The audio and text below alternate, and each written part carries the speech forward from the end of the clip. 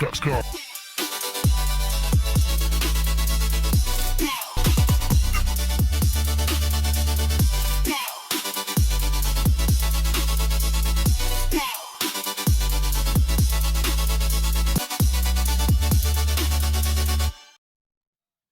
Welcome in, one and all. Thank you for your continued patience. And I suppose thank you to Neo as well for the continued patience before we get in. We've been here a little while, chomping at the bit to go, trying to stay present in the moment, as I'm sure the teams have as well. A fair delay getting in here, but a big game on the docket as Dust2 gets kicked off. I'm really looking forward to this as well. This is a Bait side who really are still trying to prove whether they can punch up. But of course, Bait playing with a stand-in, that of Krasnal, who, let's be honest, actually, in all fairness, yesterday, Krasnal looked really quite solid. He seamlessly slotted in towards his role, his position. So let's see whether that is the case. FaZe, we're looking to see this side prove why they are considered the best team at this event, the favorites in a sense. Can they play like favorites? Of course, they'll start on that T side here on their map pick of Dust2. For those who missed it, it's Dust2, Mirage picked by Bait, Ancient Hour Decider, and FaZe are scaling up shore.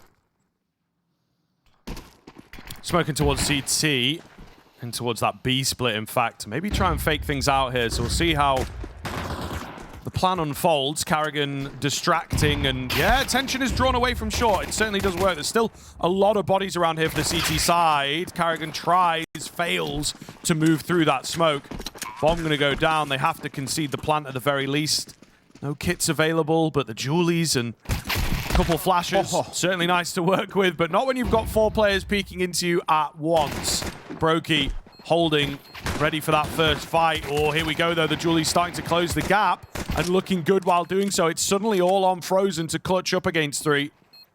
Bomb has ticked pretty far down here. That is a labored fight. Somehow stays alive on the burst. He will fall. No time. Yeah, oh, it might be right on the line. It might be right on the line. That's pretty close. I feel like he just about got it in.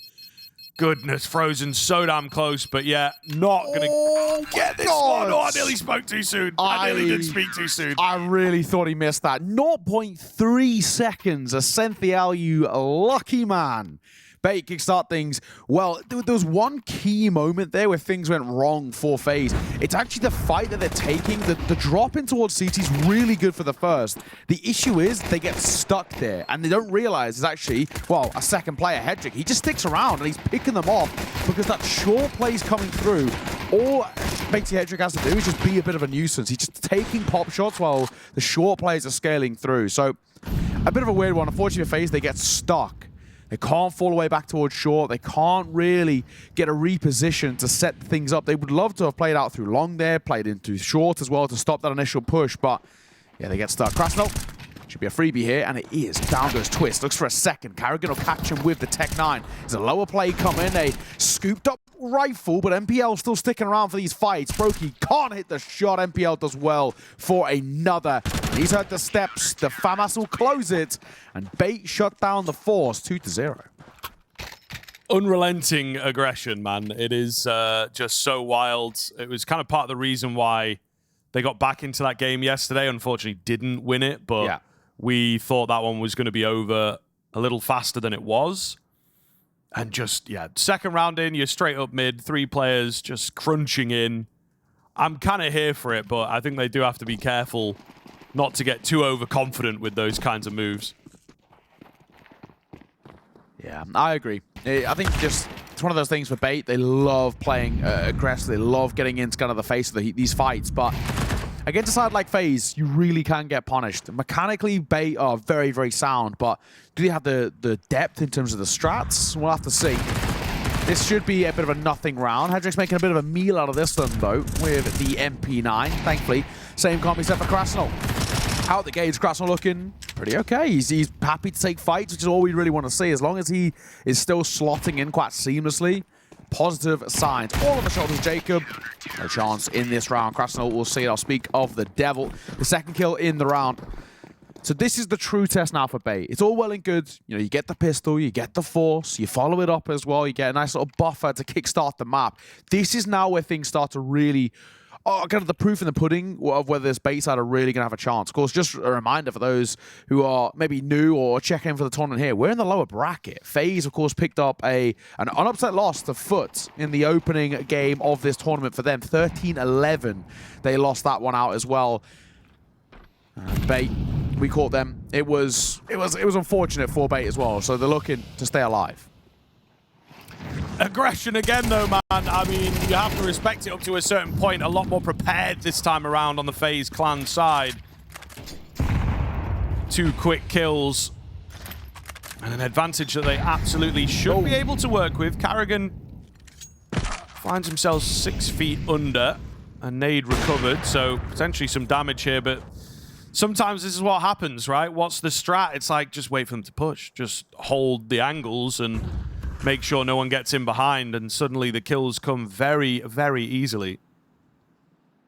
Does Frozen spam. Crosshair was trained on the swing out from door.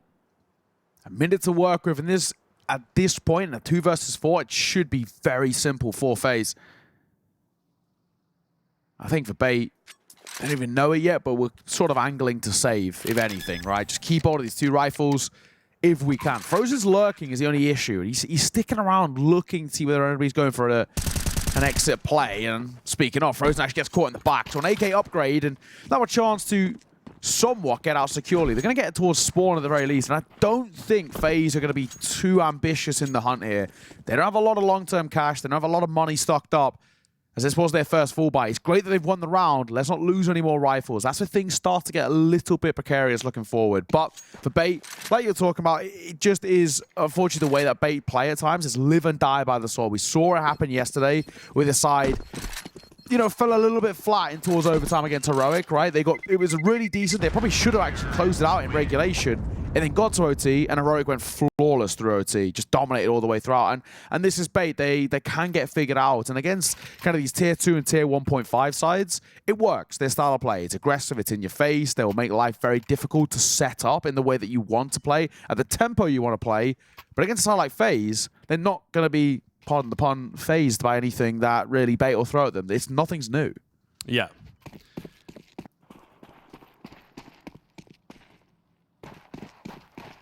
Curious to see what Bait's approach is going to be, but again, it is heavy weighting the resources into one place. A lot of aggression out long. Again, hoping for something to come their way. I think FaZe is certainly showing a bit more respect.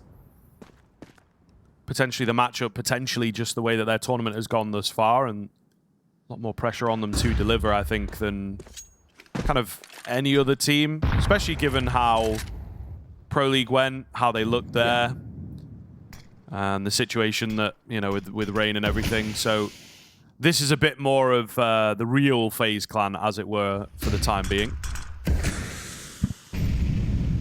Corner smoke thrown in case FaZe want to lurk out. Haven't got the mid to B smoke either, though. So one goes down. Carrigan can play around this. There's a gap on this left-hand side, but it's being held for, and Alex, he does a very good job of holding. That's fine. We haven't cleared pit. We have not cleared pit, boys. This is rookie errors that they've made, but it can only be punished for one. Ascentiel feels like we've got to do a little bit better there. Yeah, I would say so. He's got the chance to secure a couple. Didn't find that instant double dink headshot kill, right? Yeah. That I think would have given him the time for another fight. Does make all the difference. They are very lucky to get away with that, in all honesty. Krasnal's pushed forwards here. Twist ready for him, though. So cool for that shot. It will force head trick away. FaZe Clan, once the guns have come out, looking pretty damn good here. Well, looking like a side that were considered tournament favorites, right? This is a lot better for FaZe Clan. And it's about scaling in towards this Dust2. It's their map pick. It's been a decent part of the pool for them as well. And Bait don't mind this map by any means. It's not one that they're sort of adverse to playing, and it has been in the past a map in which they've looked okay on. I would say as of late, this is a map in which they've had their struggles, especially when we look at some of the recent kind of games. I mean, we caught obviously a Pro League. The G2 one was a little worse where the Legacy loss as well wasn't great. It was like 13-4. They looked very, very flat. So we have these moments where it hasn't been good, but I've seen some good wins. I remember they took on Passion UA, of course, the I guess American Passion UA, in a sense, but look good, right? And there's moments where they've made this map really click for them. It's just whether they can do it here against a side as good as FaZe. Well, 2 back-to-back, and there's still money to work with for Bape. You lose this one, and unfortunately, the wallet looks a little thin. So this is the big round. If FaZe can find this, not only do they get a 3rd, but the 4th feels like a bit of a gift.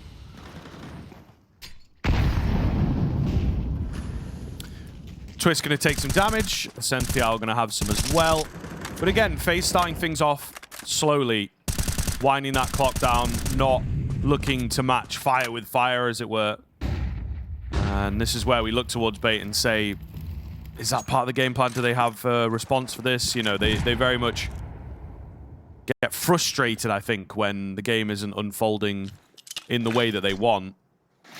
And the mental side of things, pretty big deal for Bait. That's what we saw yesterday, what you kind of alluded to earlier.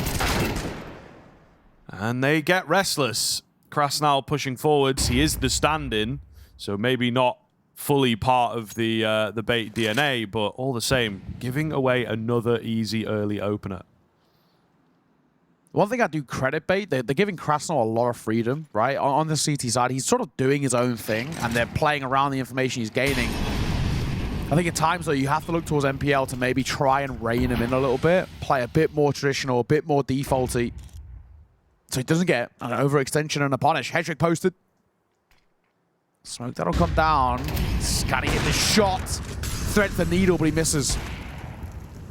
Nice find from Brokey. Hedrick still alive here, of course. Oh, a little heavily scoped. I don't think he meant that. And Twist has just demolished them on the A-bomb site. We were focused on the AWP, expecting him to do something, but this guy ain't missing. FaZe Clan even things up. A pretty early tactical pause here from Bait as well. Getting out of hand very, very quickly. Yeah, maddened now. Ever so slightly, just a little flustered. And I think, you know, he realizes that this side are getting overrun the second the guns are coming to play. So it's looking good. Very, very nice round from him. 3 quick kills. And a spot where now FaZe can start to really scale in towards this game. Money shot towards Bait, so we're not really going to have too much of a buy-in towards this one. Upgrade of pistols is as good as it'll get. And FaZe are sitting now on a lot of cash. I'm pretty sure Twist is over 10,000 in the back pocket. A good spot that we're in. Has dropped one over, but for the most part, so much money left over on that T side. Bait in a bit of a predicament. Alex Corp tagged on the cross, I assume, but MPL. Okay, what a way to start off the round. Deagle, 1 tap on towards Carrigan. So as much as Bait don't have a lot to bring to the table, you still can't overlook how good they can be with the pistols. Couple of Deagles.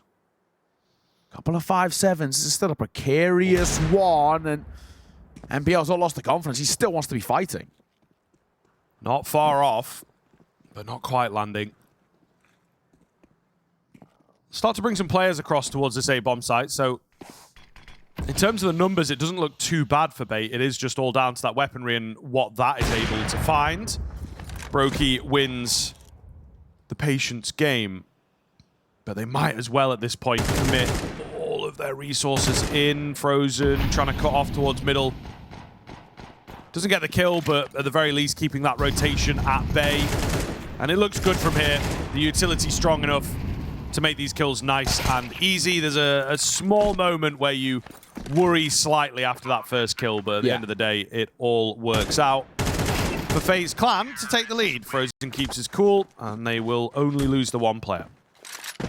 Yeah, just making sure as well that, for the most part, an inexpensive round. That's really all that matters. So yeah, good spot now that FaZe are in, and unfortunately for Bait, it feels like they've been very, very early doors figured out in terms of what they're trying to bring to the table. Mirage, of course, up next for Bait, has been a very strong part of their map pool. It's been a quite consistent pick that they go towards. Again, I just don't mind at a time to send the out. Tagged on the cross. Brokey looking pretty scary so far, right? I mean, even that previous round, you can just see how much confidence he's got in terms of taking these fights. This is the sort of game where Brokey can really pop off. Hedrick Very decent AWPer in his own regards, but Broky's relentlessly aggressive when he wants to be. And I feel like he's going to be given a lot of freedom to do exactly that. Yeah, very adaptable player, I think it is safe to say. It is just, unfortunately, the inconsistencies that can plague him sometimes. But in a game like this, I don't think it should have too much of an effect. Going to need a bit of him here as FaZe have lost the openers. Fair amount of damage done. Bit of a faster round coming out from FaZe Clan, it feels like. Going ahead of the smoke as well. Always a bad habit that gets punished. Numbers looking good for Bait. As the B bomb site, potentially the only option available for FaZe Clan. Ascenthial is low. He just needs to stay alive. He actually plays the open angle and gets gifted the kill onto Frozen. It's all going to be down to Brokey here. A bit of X factor needed. If you can get the bomb plant, certainly would reset the game, and I think he will just about, but no, he's opting to take some more fights. Interesting. Try and take the guns away, I suppose. The money is not necessarily important, so if you're not going to be winning the round out, what other options do you have? They're giving him a lot of space, a lot of respect, and I mean, he has done this to himself. At the end of the day, might be able to find the heads though. Oh, not going to happen. Does get crunched successfully. Bait back on the board. You could really see, though, the way that the cogs are whirring for Brokey. A couple of times, he's trying to bait out these fights. He's really trying to force them to sort of overextend into him. It's not a bad effort, but unfortunately, the round falls apart very early. This kill by Hedrick super important to shut down long aggression. If Twist gets out there, it can maybe change things, but Carrigan going down before the smoke plumes sort of feels like it seals the deal. So a nice round in response by Bait, one that they desperately needed to keep themselves afloat in the early part of this map. He gets out and he gets the first, looks for a second as well. Brokey, that's more like it. 2 quick kills in quick succession to crack open the long side and push in towards A. And at the same time, B is being broken down by Frozen as Ascenthial will fall in a matter of mere moments. Hedrick's left with it all to do. They've been saving that, haven't they? The pace change for when they drop around. It works beautifully. Bait expecting one style and completely opposite thing happens to them. So well played out from FaZe, and this is what they are going to be capable of. A lot of that depth that Bait are obviously expecting, and they do have some experience against, but I think it's still a learning process for a team like this. Hedrick should be able to save things. There's not too heavy of a hunt going his way, despite the fact that there was a lot of cash built up for FaZe a few rounds ago. It very quickly does dwindle. Moving around a lot is Hedrick. So he's now revealed himself and now ready for a proper hunt to come his way. Saving that AWP would be a really, really big deal here. Oh, Frozen's got other ideas. It's a great round from Frozen. 2 kills as well, finding the overextensions of Bait and the last of the lurk. That's a fantastic round, though. Like you said, they've been saving that one for a bit of a rainy day. The pace change. Brokey's double opener is so critical to putting pressure on. At the same time as well, Bait tries to respond to gain a bit of map control themselves, right? It's a very common way that, especially within the kind of the tier 2, a lot of these EU teams play, which is you lose a fight on one front, you take a fight on another front, right? You try and regain a bit of control just to keep the tempo up, but they get punished on both fronts. Both regards, they fall flat. And FaZe take back the lead. It's shot by Brokey, has the support of Twists. It's only pistols to be scared of, but it still can be kind of dangerous.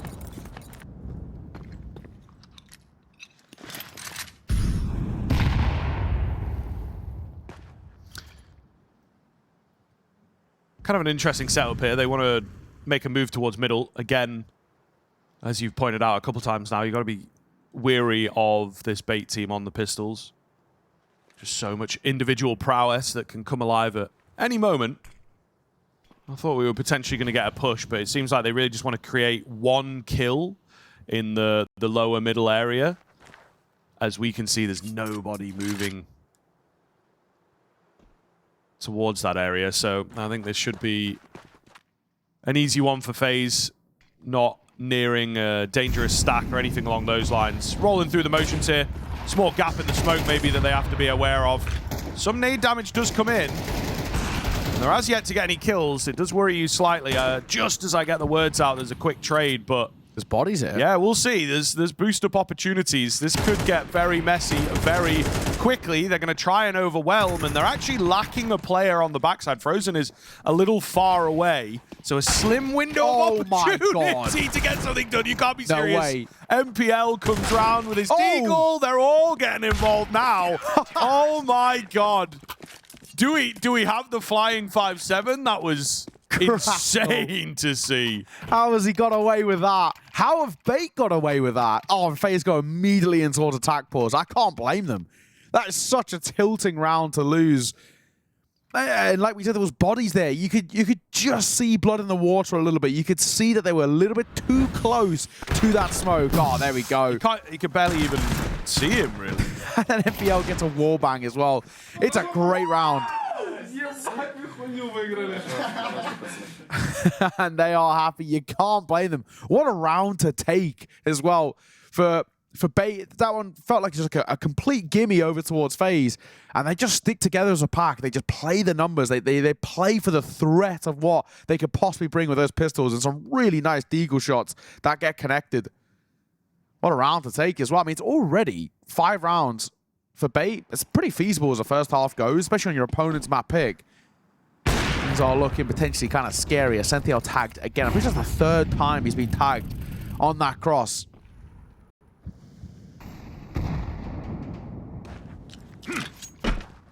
Let's see how this changes the dynamic. Of course, there's still money to work with for FaZe to buy into this one. But they fall short in towards round number 11. They might be able to take 7 at the half, which is really not too bad for the first half against FaZe here in the lower bracket on their map pick. Yeah, I think you'd be very happy with that. The early couple of rifle rounds as well from FaZe looked super dominant. Yeah. Really, really in control, which can be a bad sign for sure. So Bait have done well with their timeouts and their fresh ideas to get back into it, and their adaptations of like, okay, the relentless send it aggression, not going to work here maybe. They're always hoping that it will, but maybe you have to play a bit safer, a bit more conventional against a team like FaZe that are ready for you and could match Exactly. against you. Ooh, well-timed nade. Not quite there for Ascenthiel. Maybe if the AWP had been behind him, that could have been messy, but not looking good. Not quite sure how the player gets out middle, to be fair, but they deal all the same. Twist was holding for this CT rotation that is never going to come. What reason do they have to move? It's maybe a little, like, back of the pocket spotted over there, but ultimately, no harm, no foul. FaZe Clan fizzling out here at the tail end of the first half. Yeah, unfortunately, they actually needed Twist there to get the kill on towards Hedrick on window so that they could get out on towards B. That's sort of unfortunate. Does get stuck in 2 minds about what pace he wants to play. He's basically there as an insurance policy, assuming they get out on towards B. And if they got out on towards B and they kill Hedrick, then Twist's position's really, really strong. But actually, when Hedrick hits that shot of that last tunnel players coming out, it changes things quite drastically. So Bait up towards 6. I'm happy with what I'm seeing from Bait. There was a pocket moment. It was like 4 rounds in a row from FaZe where Bait looked a little flat. They've completely got rid of that now, and I'm liking what I see. We lost Twist briefly. He's back. Just a quick little reset. We're back on the way. Final round of the half. Bait up to 6, and you're looking at the money for FaZe as well. They really can't bring anything into the final round of the half. It's upgraded pistols and a bit of U-turn. We sure we saw Bait win a round like this, but statistically an anomaly. You'd assume Bait finished the half with 7, which I'm pretty damn happy with, in all honesty. Yeah, we'll see. We'll see. You would assume so. I think there's been some time for FaZe to mull it over, so they might have a pretty solid round, pretty solid pocket round that they can rely on here. Breaks of the smoke not quite working. We have a number of T-smokes as well there at the mid doors, so really making sure that there's no presence to get involved. We're going to move towards short. Sat with 3 smokes and 4 flashes. So I think they're changing hands at the moment. So we'll see what they can do with this. It's pretty conventional. The trickle smokes make their way in, but there's, again, not a lot of bite to this bark, unfortunately. The Tech 9 of Twist and Frozen gets involved, but still don't quite believe. That missed shot might indeed be the linchpin moment. Head trick goes down, and look at this. Now we have a moment of respite. Get some weapons recovered, the AWP in particular. He sticks to the Tech 9, though, and Frozen will go down. Now suddenly Jacob, with low HP, has got to do it all. That is a clean one for the first. He hears out this second player as well. The flick is so fast, and FaZe Clan, statistically an anomaly, but they're going to get it all the same. Wow, what a round by Jacob. 2 sharp kills with that Deagle. That final one, 2 points of HP as well. A mental shot. That's why they picked him up. But for moments like that, might not be the star. And it's hard to shine as well in a line up so star-studded. But what a moment for the youngster. What a round to take for FaZe as well. Things were, as you were putting it, looking like they were fizzling out for FaZe. And a fire lit in them. That is such a good shot on a Senthiel. Good shot, Kuba. Nice, Kuba. Good shot. We have these rounds, boys. Yes. Honestly, this should be a... Happy? This would be what? This would be what? I need to know. What did you want to say, Carrigan? Let us know. But actually, this is quite an interesting spot that we're now in, because for Bait, at times, some of the worst CS that we've seen from them has actually been on the T side, where if plan A out the gates doesn't quite work out, plan B always looks a little janky. The mid to late rounding is at times been a little bit rough to watch with Bait. So I'm a bit worried. If they can't start strong out the gates here, things could potentially start to really fall in place for FaZe. And we know that this is a side that are so sort of regimented in terms of their system, but in a really solid way. I don't know whether Bait have the chops to be able to break it down. We'll have to see. We know they have the mechanical chops to do it. This is a side that are very crisp, as we've seen throughout this half so far. But strategically, can they go toe-to-toe? We'll see. Double stack towards B. It's a tough angle to clear. We're Frozen playing back plat. One up close. Oh, Twist in prime position, and he delivers. There's no getting through him. He was right there. And he absolutely delivers there. Cynthia will take down Brokey here in lower. So the players have an approach, but of course, they have no bomb. Yeah. So there's not really much that they can do from here. It's all about chipping away, finding a cheeky headshot here or there. FaZe just have to turtle up here. Play things safe. The ace still on the cards for Twist as they look to come towards the B-bomb site. He is hidden away. Nade, tiny bit of damage, but again, any kind of soften up is going to be good. Slowing them down as we get into the final minute of the round. Carrigan kind of being a nuisance, just one grenade after another. So the options become more and more limited here for the remaining 2 players of Bait. Yeah. Don't have a lot of time either. Under 40 seconds now. There's just no real options. 2 versus 4. I mean, things have to go egregiously wrong for FaZe let this one slip. And Jacob spotted them too, so the gimmick's up. They're going for the doors play. Like you said, he's still on the cards for Twist. He's in a good spot to get it.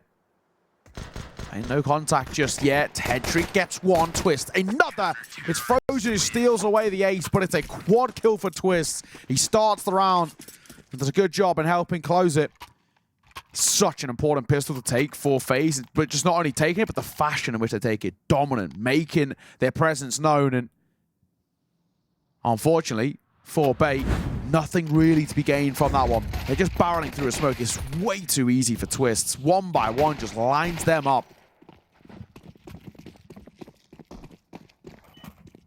Pretty keen start. They'll be very happy with that, I think. Nice individual play to start off the CT half. It's going to be a good feeling. I want to say that is a missed Molotov.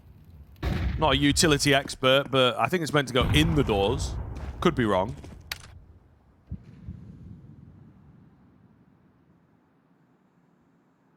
A bomb plant here would be nice for Bait. Anything else feels pretty unlikely, to be honest. FaZe are going to be getting this relatively comfortable buffer zone to start off the CT side. And this is what we're talking about with Bait. The worries have generally come on the T side for this side. The mid to late rounding is where they've struggled. And if anything, FaZe's adaptability is what makes them great. They're scaling up short in towards the A side. And Here's where it might be a bit of a shooting gallery. Brokey for 2, tapping away with the fan after the last round of MPL. Spotted and Carrigan. 2 nice shots. Just to shut down any pressure that was potentially looming. It's the first true test for Bait on this T side now. The investments will come through. But a pause before we get there.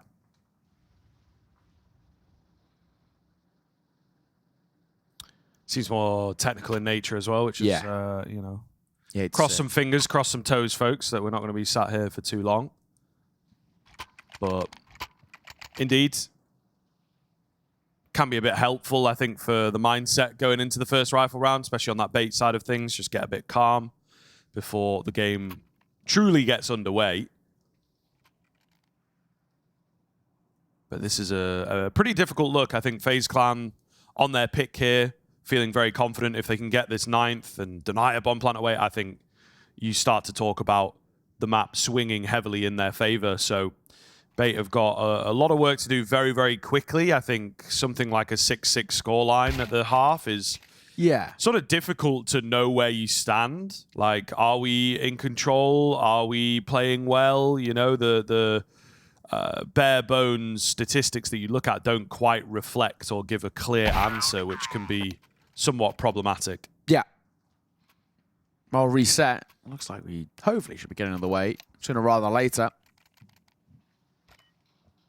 Interesting, of course, you know, you're looking at the run that these two sides have had so far. For Bait, definitely, probably, I don't know, even definitely, but most likely kind of should have won their game against Heroic, especially they should have done it in regulation. They were looking really good.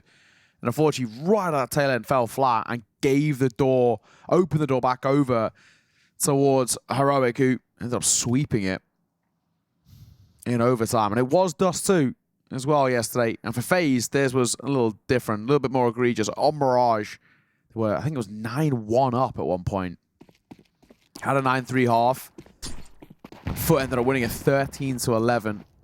A very flat T-side on Mirage. And of course, Dust2 and Mirage, the two maps that we have to kickstart this series.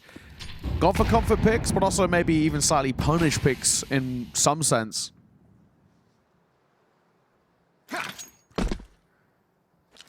Back on the way, like we said, first true test for Bait on this T side.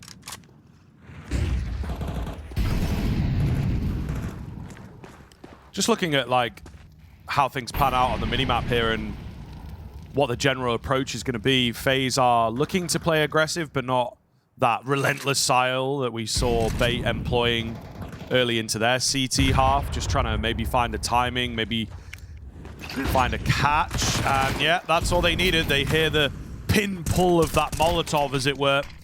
In goes the flash, in comes the kill, and it is perfectly executed by FaZe here. Frozen, meanwhile, on the spot. Smoke doesn't quite land, I think, in the way that he would have wanted, but it still does the job of keeping them at bay. Yeah, bit of a panic throw there. He spotted 2, so he just wants to really get down as soon as, buy some time for rotations if needed. This is what we're talking about, though, right? Bait's plan A is falling flat. What's plan B going to look like? Flash. Oh, that's a really good flash. Jacob should be dead and is. The FAMAS is here of Carrigan, who gets 2 before falling. So into a 2 versus 2. This round's still very much up for the taking. Very big kills from Carrigan to keep it alive. I mean, up to that point, perfectly played by Bait to create the kills on short. This smoke, however, is going to slow the roll of FaZe pretty substantially.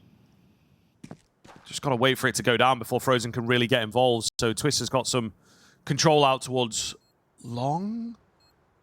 What is... Okay, pivoting towards short. I thought maybe for a second they were looking at a save, which would feel a little crazy. Frozen goes by himself. He goes early. They're both in at short. They're a little broken apart. I think maybe on the death cam, Headtrick might have got information that they're both in at short here. Not a lot of time left on the bomb, but Twist gets the kill. Frozen will get the hold. And it's kind of sweaty, but FaZe, of course, make it look easy. Yeah, they make it look textbook, don't they, as well? So well done. On that 2 versus 1, one drops in towards lower to take the fight. Is the only place he can be, unfortunately, at that point. Unless he's playing for a long position, but it's not planted for long either. So really, really well done. Molly in towards Goose. One drops in towards CT as well, getting that lower angle, and they swing one towards Ramp. So textbook stuff from FaZe so efficiently on that retake with just enough time as well.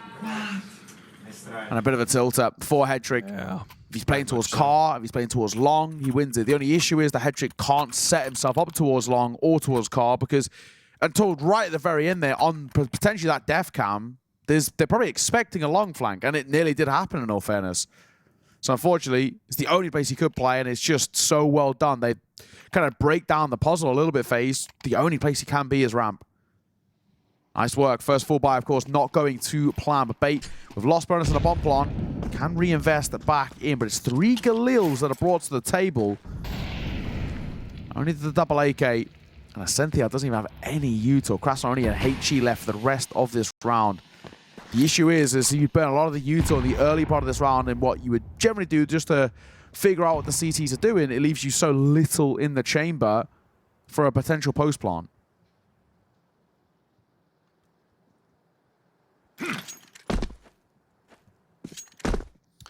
Minute 20 on the clock here. FaZe again with that aggressive posturing. Just trying to find some early fights. Bait deciding not going to really give any across. So we're about a minute in here, and they've only just started making moves forwards. Small spot in towards middle. Not really that surprising that the T's have got presence here at this moment in the round. Brokey looking for his first opportunity, just makes it round the corner as the shots come in. What is the game plan from here? Again, a lot of presence up on short from Bait. FaZe will start to read into this. Not loads of time. So this is your last big decision of the round, really, as to where they want to go. It looks like a quick pivot towards B, but still relatively predictable. Close angle from Carrigan, not much that he can do. Frozen needing a bit more than just one. They get split up by the break. Unfortunately, as it seems to so often go, it's the opposite side that comes out on top of that break, and FaZe forced to save. That's actually, you know, just as I was sort of critiquing it a little bit for Bait, that's a really good mid-round, in all fairness. They realize that their short play is immediately figured out, because Brokey's getting all this information. He knows that they're scaling up towards short. He knows that they're going for an A finish, and there's 3 people there to meet them. And the second that Molotov comes down from sight, they realize we actually can't go here. They know we're coming. They know what we're going for here. We're definitely not even going to be able to get on towards the site. So they kind of panic, pull the pin, go back towards B. But they do so well. MPL fighting behind the smoke break as well. Excellent choice. He easily could have just made the decision to go in towards the site and secure the plant. But instead he realizes if we can get just one more, they're not even going to look in for a retake. So Bait going to find a 7th. And keeping the pressure on FaZe here. Slowly but surely, just doing enough to make life difficult in the server.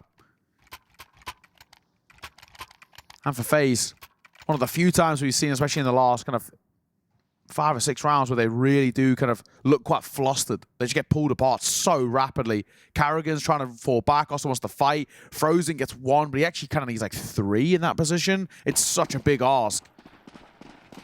And not to be. Needed a highlight reel moment, but not this time. So Bait bring it back within reach and distance. A 2-round game, but with money low on that CT side. If Bait can win out round number 17, they can be on track to tie this game up.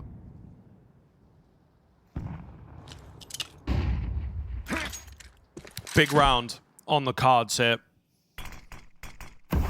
As again, just a slow replenishment of the same kind of smokes. Bait, like the style of the previous round, don't give anything away. Try and deny as much information as is possible. And just move as a pack. I think when you weigh up these two teams pound for pound, there's so much firepower on that Bait side of things that if you put in the right place, there's going to be a couple players on FaZe that will struggle to hold them off, as we saw in the previous round. Brokey mollied off that corner angle. So, short presence again. We might, unfortunately for the remainder of Dust2, see an awful lot of this if it's going to be working for Bait. They certainly will not look to fix it, get the short control, and do something from there. There's a good few options once you have it. 35 seconds left on the clock here now. This is a one-and-done angle, though, for Brokey. Smoke's going to come down. He just does try to stick around it. He's found a gap in between the 2 smokes. box smoke and a short smoke. He should get a free kill here. It's whether he falls away. Oh my god, he's lurking inside of it. No way Brokey's got away with this. Didn't realize? They do, Yeah. head trick. That is so smart. Just a double check. Bit of due diligence done to make sure there's nobody lurking around. For Brokey, that was a big ask for that to go right. And I think now for FaZe, you shell up and save. I don't think you give this one a look in. Frozen and Twist, they're going to fall away. And Bait, that scale up in towards short. That was the initial plan in the previous round. This time it works excellently. Yeah. It all pays off. It's a nice little bit of conditioning, but It is. I will say, Headtrick definitely bumped into him in the smoke. It just took him a second to be like, wait a minute, there's not a Hang wall on. here. Yeah. You know. Spidey sensors tingled just a tad. Really impressive what we've seen from MPL so far. I think not only in terms of the fragging department, of course, we know mechanically this guy's so solid, but I actually think he's calling a really decent game right now. He's starting to find gaps in the FaZe armor. He knows that basically in the early part of the game, we can sort of take mid control. FaZe aren't really fighting up through short all too much, or when they do, they get one, they get out. They don't stick around and take that control and use it against us. So at the moment, Bait are starting to really just use that as the main focal point of the plan. First 30 seconds, we take mid and short control, bit of lower presence as well in case there's an upper push, and then we can start to basically decipher a bit of the puzzle of what we want to do to set up things up for the late round. So I like what Bait are doing so far. They're playing around with the pacing a little bit, but it's enough that it's making FaZe a bit uncomfortable. And that's why they've gone for their second attack pause. But like we were talking about, Bait you in that round, you break the econ over towards the CT side. So there's 2 rifles saved. I don't expect too much of an investment around it. Upgraded pistols is probably as good as it gets. And it looks like maybe even with Jacob, potentially you keep hold of as much money as possible to drop Brokey and AWP in the next round. Watching for the run out here, may well have been a decent chance to get a peek in on the cross, honestly. But yeah, a difficult round to call here for FaZe. I think certainly did need a timeout coming into this, just get everyone's heads on the same page. So things starting to get very, very scary for them, I think, in terms of the comfortability. They were looking really good for a moment, and then it is that key pivot round, as it can sometimes be on a CT side. Oh, we'll see here, though. Stacked around the corner. Timing could be good. However, the AWP is trained in and ready to help out. Indeed it does. Ascenthial takes the rifles as they don't check his angle. So, a flawless round where that's the kind of FaZe Clan-y type round that they can sometimes pull out of thin air. Yeah. This is a big deal now. This is a really tentative sort of ending to this map as well. Still very difficult to predict. We saw it a couple of times where FaZe fizzled out in that first half. But also, Bay had these moments where they were just a little bit off their game. Momentum has been such a hot point about this kind of map so far. Streaking rounds together. They are looking good. Alex has got out as well. They've got the corner lurk smoke down. I think Carrigan making the smart call of actually to fall away here. He doesn't need to stick around. He can leave Brokey as a bit of a turret towards Car. There's a slight gap on the edge of that smoke too.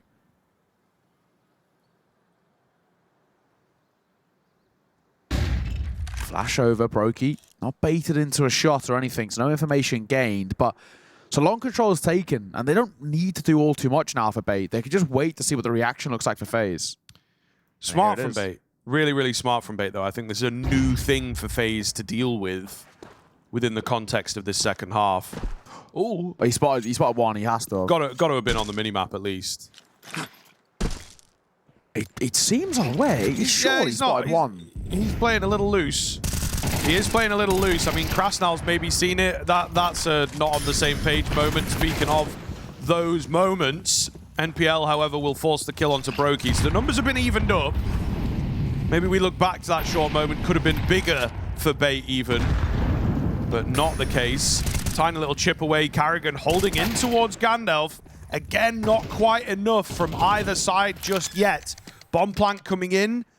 There is a move up here from Twist. He's close, but no cigar on the frag. The HP bars are so very low. It's definitely doable for Frozen, who is very close to the action right now. The hard kill comes easy and out in the open. Surely gets it done. He does. Frozen Lives up to his name. FaZe Clan will hit double digits first. My God, they needed that round so badly. It's an unorthodox angle by Alex, and Frozen, really, really well done. Just to react in time. He gets tagged once before he hits the shot, but Alex is just so low. Strong gust of wind, and he would have been blown out of the round, and that's exactly what happened. So a big 1 versus 2. Like you said, FaZe being the first side to cracking towards double digits is really big for them. Just to reset things a little bit, put the pressure back onto Bait, but I've got to be said, I'm still not convinced by FaZe just yet, right? This isn't a FaZe Clan that are taken over, a FaZe Clan that are sort of considered one of the favorites in this tournament. They're really being made to work by Bait at the moment. The odds might not reflect it, but this game still feels very close to me.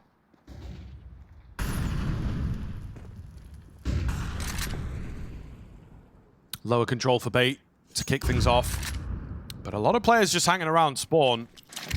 So they immediately have lost some of the early confidence that we have seen.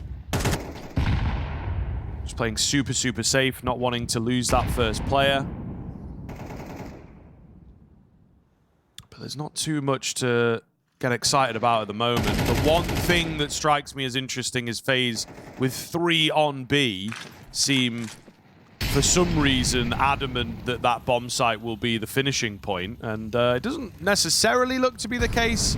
They might go for the pivot. It could be an insane read here from Carrigan, of course. They had that 1 round at 30 seconds, the late pivot in towards B from the short presence, but there's not much to indicate that at the moment. But Senthal getting closer and closer to the tunnel entrance. Lurk smoke that comes through as well. The issue is, Senthal dropped the smoke, and there's a real world in which this idea is sort of working against FaZe. They want to bait them into going towards B, but if anything, they make a bit too much noise. Yeah, they're kind of like, sort of, at least for Bait, they're conditional wanting to go towards long. MPR's got the bomb here. This is a really big fight for Carrigan. He wins both. Uh-oh. Now we're in trouble.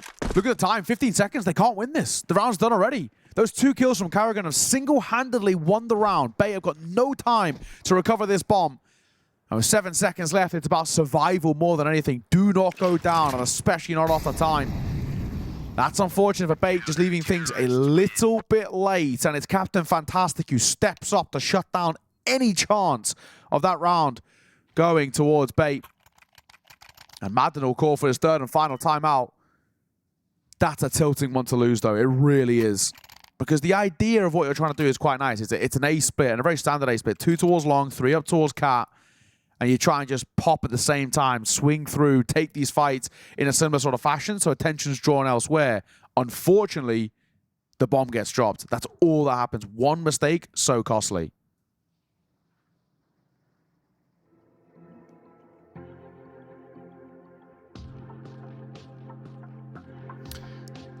What I wouldn't give to know what they are saying to each other right now, you know, in these big moments, in these high-octane moments. What kind of thing do you say? We have a small amount of insight from the big man Ash, who we sadly have to shout out one time. I suppose it's not gone so well this tournament, but no. He's a good barometer to know what happens in these types of situations. But all the same, Bait especially, I think, going to be feeling the pressure. It has gone panicky the past couple of rounds. And here we are, the cheekiness. Straight up, no noise, contact out middle. They're ready, though.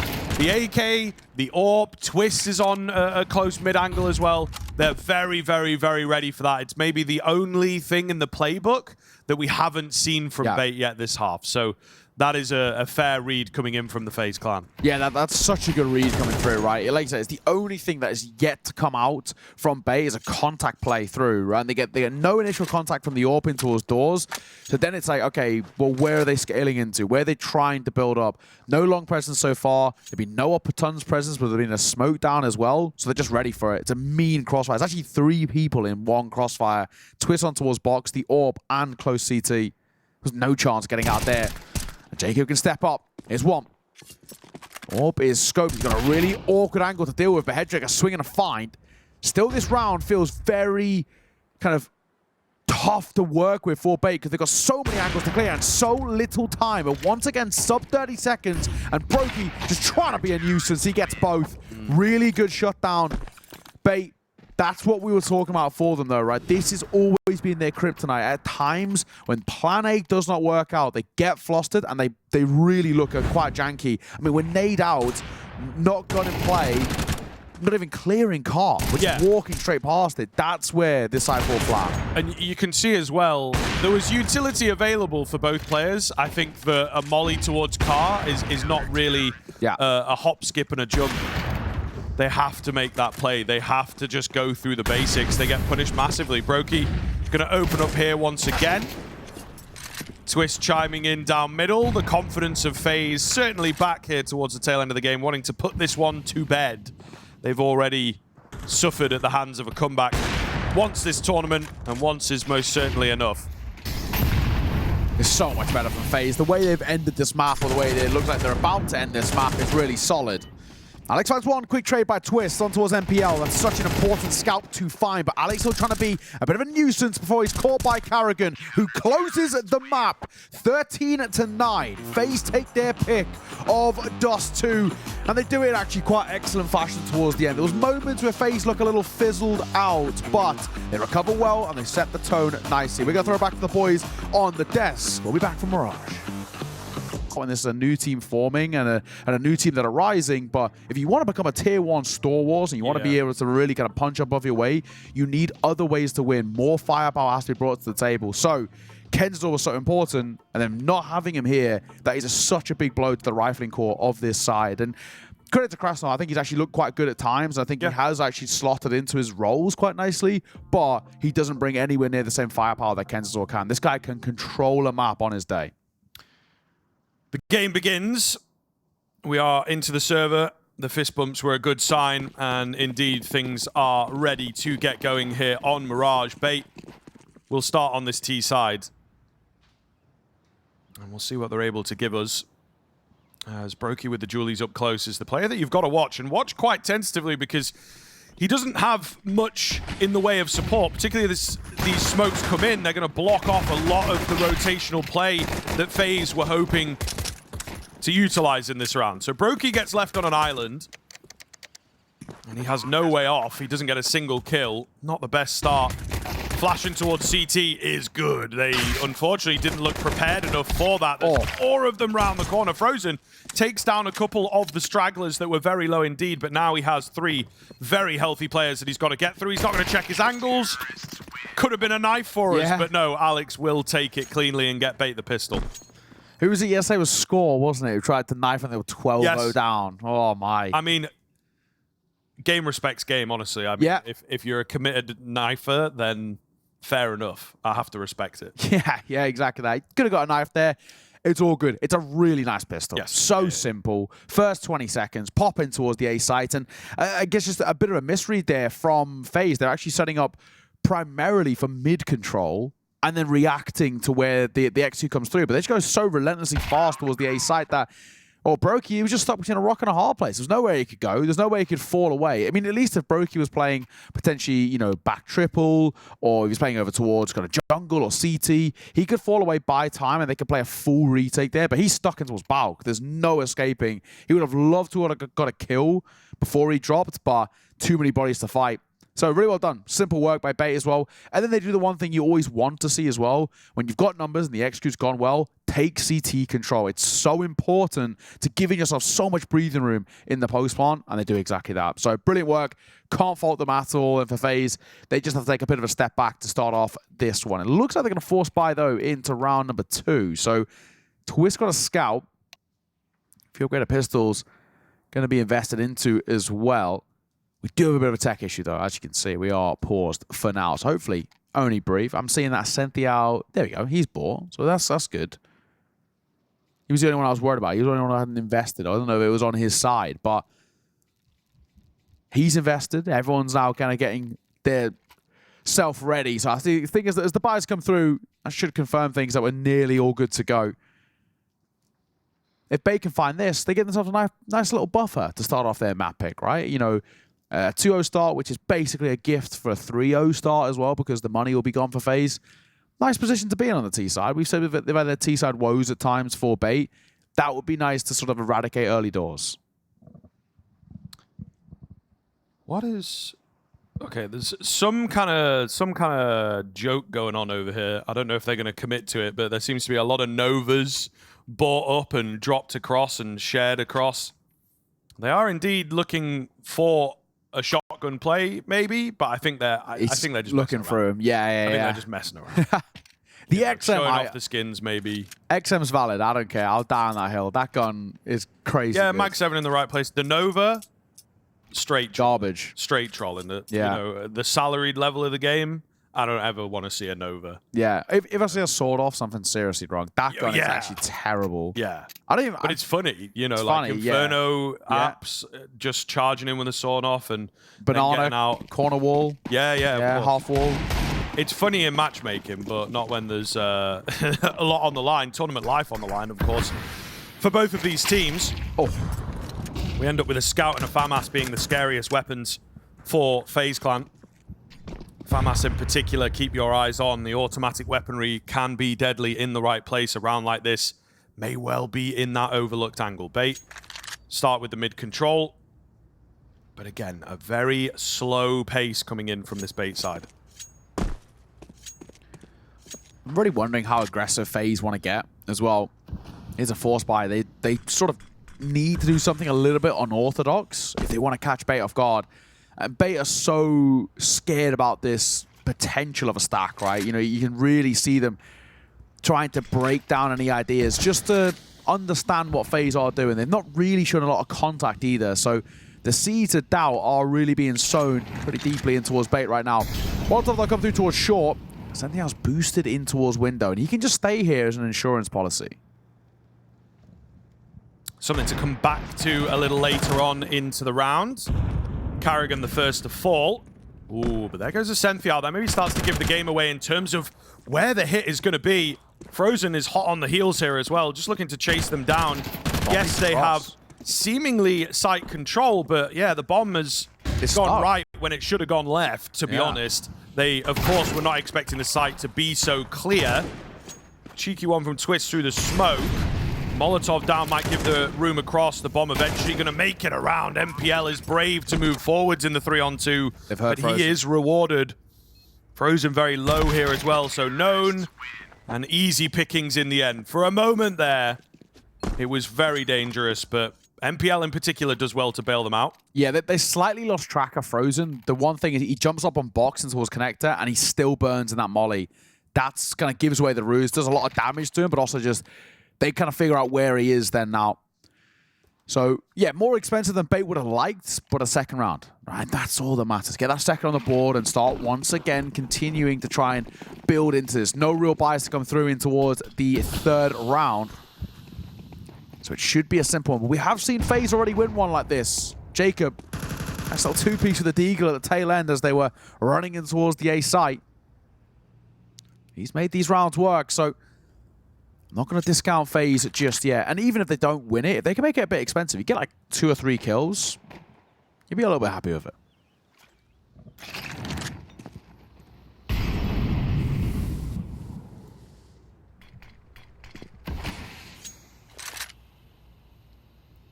Slow start again, though. I'm surprised we've not seen Bait just test the water with something a bit pacier in these early rounds. That usually seems to be their style, just to see what they can get away with. Yeah.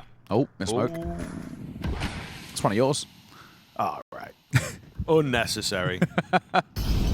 But also not untrue. Twist has got information, but he's one player making his way up short, and now Carrigan going to be under a bit of pressure here. This Eagle going to hit a nice couple of shots. Has the support of the 5-7, but Carrigan first to drop. Twist trying to get them on the cross here, but it's just such a tall order. Yeah, I don't think much is going to be coming out of this round, unfortunately. There's little bits of armor dotted in, so Frozen and Twist probably going to want to hold on to that. You also have a case to be made this early on in the game and where it's still kind of tentative financially.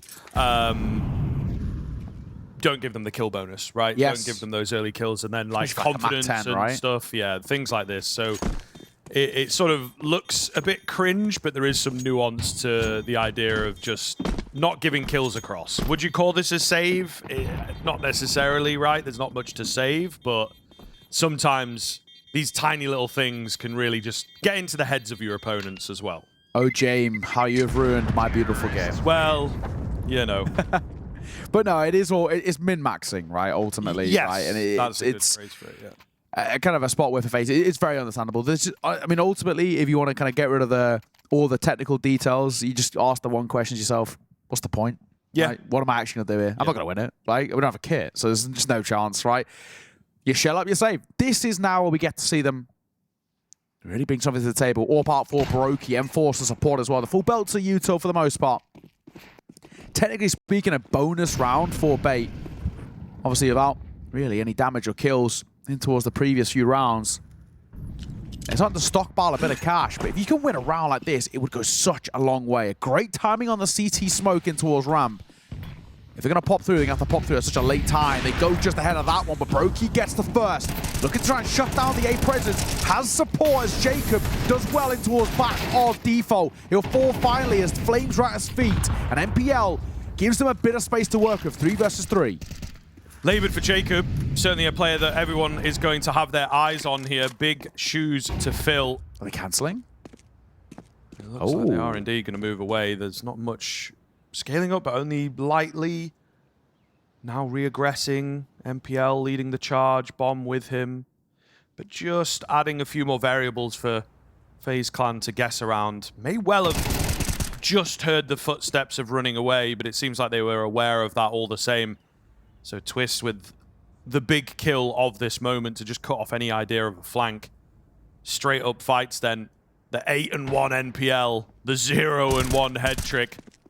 We'll see who is able to step up here. NPL looking really confident, honestly. Taking a lot of fights and finding success, but a bridge too far in this round. FaZe Clan get themselves there first. Yeah, an important round for them, just not only in terms of getting out the gates, getting things started on the CT side, but actually just making sure that they can win these hard ones against Bait as well, into the clutches. A couple of clutches that didn't go FaZe's way was when they were starting to fall quite flat, and just making sure they eradicate any of that narrative. So first on the board, it's still a little bit expensive, and you can see the knock-on effect now with Jacob having to bring out a FAMAS rather than the premium M4.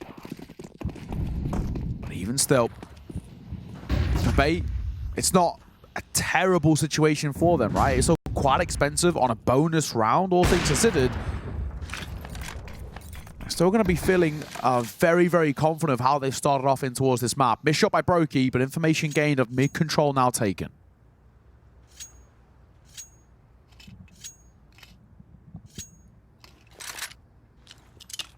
Minute and 20 on the clock here.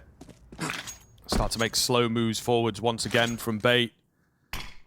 So it is interesting. We talk about this one-track style. So far, that's all we've been getting here on Mirage. Not much adaptation. And it's a map that you can fall into traps with. You know, you see it into this round. It's nice to keep track, but it feels like changing up your utility is kind of an adaptation of the game. And I don't think it's quite as simple as that. So Bait have got to be careful not to become too predictable. Looking good as they break in, however.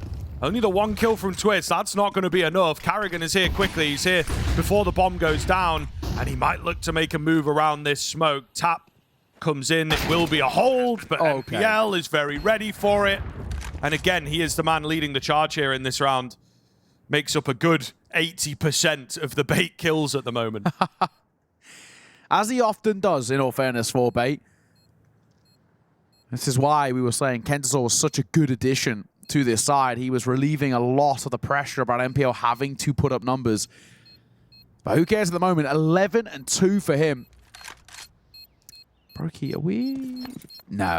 Okay. Oh, he was so close, though, man. It's not a bad idea. He's now actually going to lose his AWP. It's the only issue. So, AWP falls.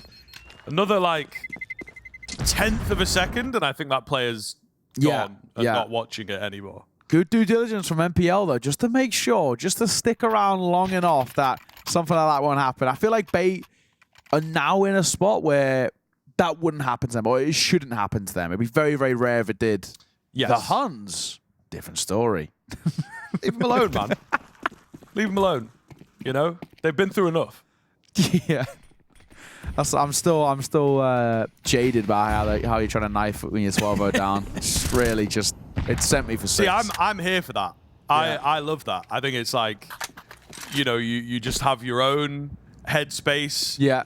If there's a knife on the cards, you're going crazy no matter the situation, which in a way is a little cooler than going for the easy knife, you know? You're going for like the hardest knife possible.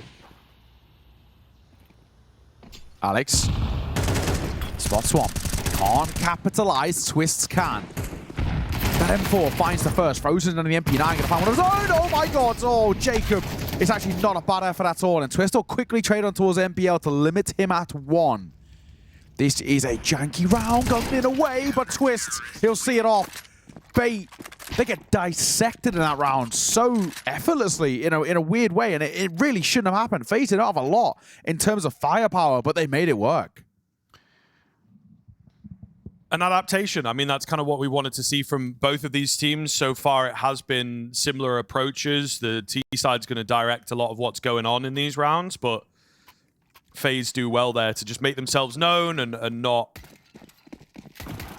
rest on their heels and get walked over in these upcoming rounds. So definitely a fan of that. It pays off in a big way, and it might just net them a few more. It's a great break at the right time. The money dwindling. We do have the hero AK. We do have a tiny bit of utility and some upgraded pistols. So never write it off. Bait secured a big round with a buy not too dissimilar than this. Brokey opens. Frozen joins him. The AK's hit the deck a couple times now. MPL, of course, is going to find a kill, but he will be traded out quickly. Senthial thins the numbers, but the HP bars not looking good. The lack of armor here, of course, is going to make the big difference. We got Twist holding on the backside. So it's just down to the extremely low HP of Senthial. They'll know that he's in the apartments area. Maybe could have gone under, but they should have this under lock and key in just a couple of moments. There's no way he clears this. There's too many angles to the right-hand side, which are normally kind of so scary. There's no way he looks left. Just to see it off. Nice work. Really kind of good combination play there as well from Brokey and Frozen. I think Frozen in particular, that first kill he gets, it's not easy. He's inside of the molly. Just trying to stop them barreling in towards the B side to secure a plant. Gets dinked here, Brokey, so not a bad shot by Krasno, in all fairness. Better weapon, and who knows? Might have got the kill. Might have given them a bit of room towards B, but I think the result would have been the same. Back into a buy for Bait. The best that MPL can bring, though, is a Tech 9. You feel like, you know, no offense to Senthial, you're 1 and 5. Why don't we give our 13 and 4 IGL the better gun? He's been kind of frying so far in Mirage. Let's use that. But selfless from the IGL. MPL, I'll take a lesser buy. I'll do it for the cause. And he's the first to fall. Indeed. I mean, it kind of works out nicely in that sense, and it's like you've not really lost a stronger weapon. But also, why is he not on a stronger weapon? I don't know. Yeah. Kind of a strange choice. But maybe that was part of his plan, take some risks, gather some info. He knew that he might die early. And indeed he does. So man advantage here for FaZe Clan. Brokey, double scoped in, nice and patient for that frag. Senthial trying to trade things out, but it's just not looking good here as they enter in down to the man in Palace, who's made his way out and does indeed catch off Jacob. Maybe, just maybe, there is a chance here. CT being open is really not going to suit him. He's got to go back towards the dead comrades here as well to get that bomb back. So not the best look in the world. CT player reveals his location, trying to catch him on the jump. Doesn't quite happen. 20 seconds left, so Senthial has to be the one to make the move and start the dance here. Trying to spam away and get lucky. He's doing some damage. I mean, Frozen is left low. But I just don't know that he's given himself enough time, and ultimately, where is Carrigan is the question that he's asking. He reveals himself in the nastiest of ways. FaZe Clan to even it up. He knew though, didn't he? He has the he's worked it out. One con, one CT. Of course, spot the CT player, and he doesn't do a bad job of damaging him up, but not to be. For all as Bait call for their first pause as Madden enters the fray. Gotta say, those odds look very, very one-sided. This game doesn't feel too one-sided just yet, but I do feel like FaZe have got a little bit more in the locker thus far. For Bait, it's not a bad start to their T side. The only issue is that they've not shown me enough yet that they can really take down this FaZe side, who are looking to make a little bit of a lower bracket run. Of course, for those who are only joining us mid-series, you lose this game and you are out. FaZe already taken map 1, 13-9, their pick of Dust2. This is Bait of Mirage. The map which FaZe fumbled yesterday against FUT. They were 9-1 up. 9-3 at the half. Ended up losing 13-11 in that best of 1. I want to make sure that there's no repeat of that.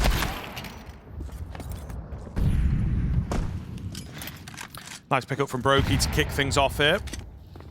Twist through the smoke is always nice, so looking good. There's no silliness at the moment in these lower buy rounds. Just keeping them at bay. And scaling up, I mean, you know, the momentum that a team like FaZe Clan are able to run with is always going to be scary. So Bait are going to have to do something to stop them in their tracks and just keep the scoreline even. Still space for an 8-4, which is a really, really good half for FaZe. Particularly with the way that it started. Yeah, exactly. It would really be quite indicative of how strong they are. I think NBL's leg was just spotted there. He'll swing, he'll fall. Krasso gets the trade. But now 1 versus 4 for him and Brokey. You'll see it off his 3rd kill of the round. Love how kind of Brokey's approaching that sort of round as well. He's just taking fight on his own very confidently, but he isn't missing. Not at the moment. 9-6 start for him. Twists 12-5. Frozen 8-4. You've got big names stepping up in big ways for FaZe. And this is why this new lineup is so scary. They've got so many different facets of firepower to rely on and to fall back on. And so far, so good. No one can quite compete with MPL at 13-6, but he is sort of the only one stepping up at the moment for Bait. Needs a bit of support in that right flank department, and well, Alex doesn't start too well. Frozen, will catch him. Same for Krasno, he's caught by the hands of Jacob. They try and step up the tempo here, Bait, and they're punished for it. It's kind of a desperate attempt at stepping it up. I mean, look at how well this is going. Twist, so clean, so crisp. He really does look like a new man on this team, you know. It's he's revitalized, isn't he? Yeah, absolutely. Just a change in environment can make all the difference. But the point I was going to make is Bait with the aggression there, it does feel a little more desperate rather than calculated, and you know, you feel like you have to change something. This is why I think it would have been good to see that early on in the half. Yes. Because then you have a control. You can go back to it and be like, right, well, it worked over at B. We didn't quite win the bomb plant, or there's certain areas of the map that we can get away with, but unfortunately they just have not gathered that information, so now they don't really know how to approach those faster rounds. Yeah, I think you're right.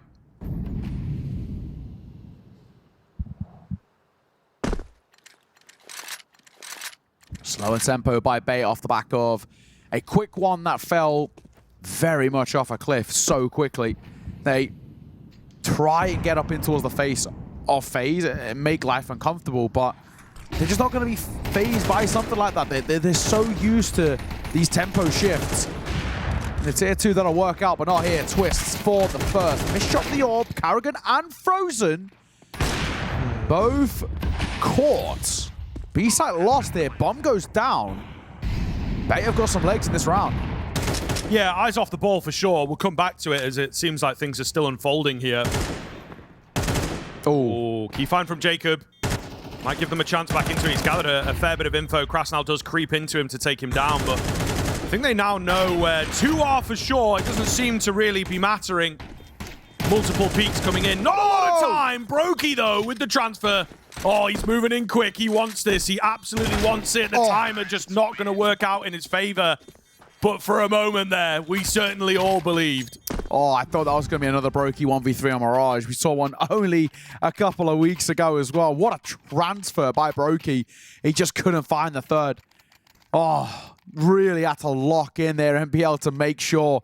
But ultimately, the takeaway point, that's a really good round from Bait. They shouldn't be walking away with a fifth there, but they do. They slow things down in the early round. They pop through in towards B. Missed shot by Brokey. Carrigan gets caught. Frozen fluffs his lines. Before you know it, that round's done. If they can make a sixth to end out the half for Bait, that'd be a really decent T-side. And it starts well as Senthiel catches Jacob. Too common of an angle, too easy to clear. Very true, but it's the first time in a long time we've seen Bait have sort of the early upper hand with an opening exchange. So we'll see what they do with it from here. Yeah, FaZe will be kicking themselves. That 8-4 was right around the corner. At the very least, the 7-5 that just feels good to have a lead. Yeah. So we'll see here if they're able to recover this one. Twist multiple times now has moved down middle. Oh, yikes. Needed that. To say the least. Misinformation, and they right? will know about him. Yeah, this is the thing. It feels like the B-bomb site is vulnerable. What I will say, FaZe have rotated very quickly here, so they're so very ready for this, and I think more ready than Bait were expecting, but it doesn't matter. The super stand-in takes two, NPL to close it out, and despite being in the right place at the right time, Bait hit their shots. Yeah, it's all well and good being there, set up, all the information gained, you know where they're finishing, but that is some sharp shooting coming through from Bait. Krasnal, 2 super important kills, but an NPL closes it with a lovely one through the window. 6 rounds T-side Bait Mirage. I'm liking what I'm seeing. This is a Bait side that, yeah, it took them a bit of time to get going. There was that sort of middle of that half where FaZe were pretty effortlessly putting rounds on the board, but Bait come alive at that tail end, and now they've got a decent amount of momentum in their sales. If they can get a CT pistol to kickstart things, especially in as dominant fashion as their T-side pistol went, FaZe could be in a bit of trouble here in map number 2. Granted, wouldn't be the end of the world if this one was to slip through the net for FaZe, but for them who want to make a lower bracket run here, who want to be considered as the favorites in this tournament, who want to ultimately lift the trophy, they need to be winning these sort of games, and I guess they're FUT best of 1 as well. They need to be winning them, and actually winning them quite cleanly. Yeah, I'm not a big fan of this scoreboard as well from Bait.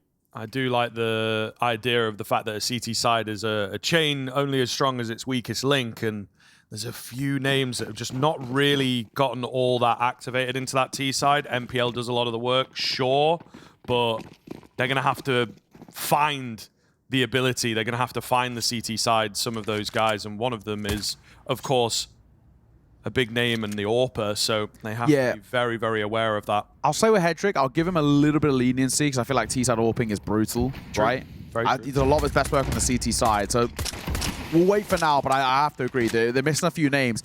And FaZe have popped in towards B. There's no one here to meet them. The red carpet's rolled out. They get a free plant. Yeah, very interesting setup, I think, from Bait. They were more ready for mid presence and a mid hit, but FaZe Clan, they keep it simple. They execute in. It pays off. And now you have a very awkward looking retake. Question mark? Yeah, they're really... Do we have a save, actually? No, they're I don't know. Not feeling themselves, start to move in, and you see what happens here. I mean, indecisiveness sometimes can indeed cost you. There's been a nice 2-piece from Krasnal, but it's not going to be enough by the looks of it. He does have this kit available, but needed that kill, and it's Carrigan who steps up for 3. Yeah, nice work. Just playing in through market there. Super, super solid job. It's too easy of a pistol, but then, you know, so was Bates, right? Both pistols actually played out very similarly. FaZe on the CT side went for mid control, expecting that to be the pop, and then they're going to react on the back of it. Bait just running towards A. In the second half, Bait go for mid control on the CT side. FaZe just running towards B. Both very similar rounds in terms of fundamentally how they're kind of played out. Worrying sides wanted a strong start from Bait. Can't get it. Now FaZe can start scaling. It's a forced buy this Bait side. A double MP9 FAMAS and double 5.7. It's not the worst investment. It's, you know, it's as good as it gets, but it still can be very scary in the right hands. But I feel like Bait, they've got to do something a little bit unorthodox to make a round like this stick.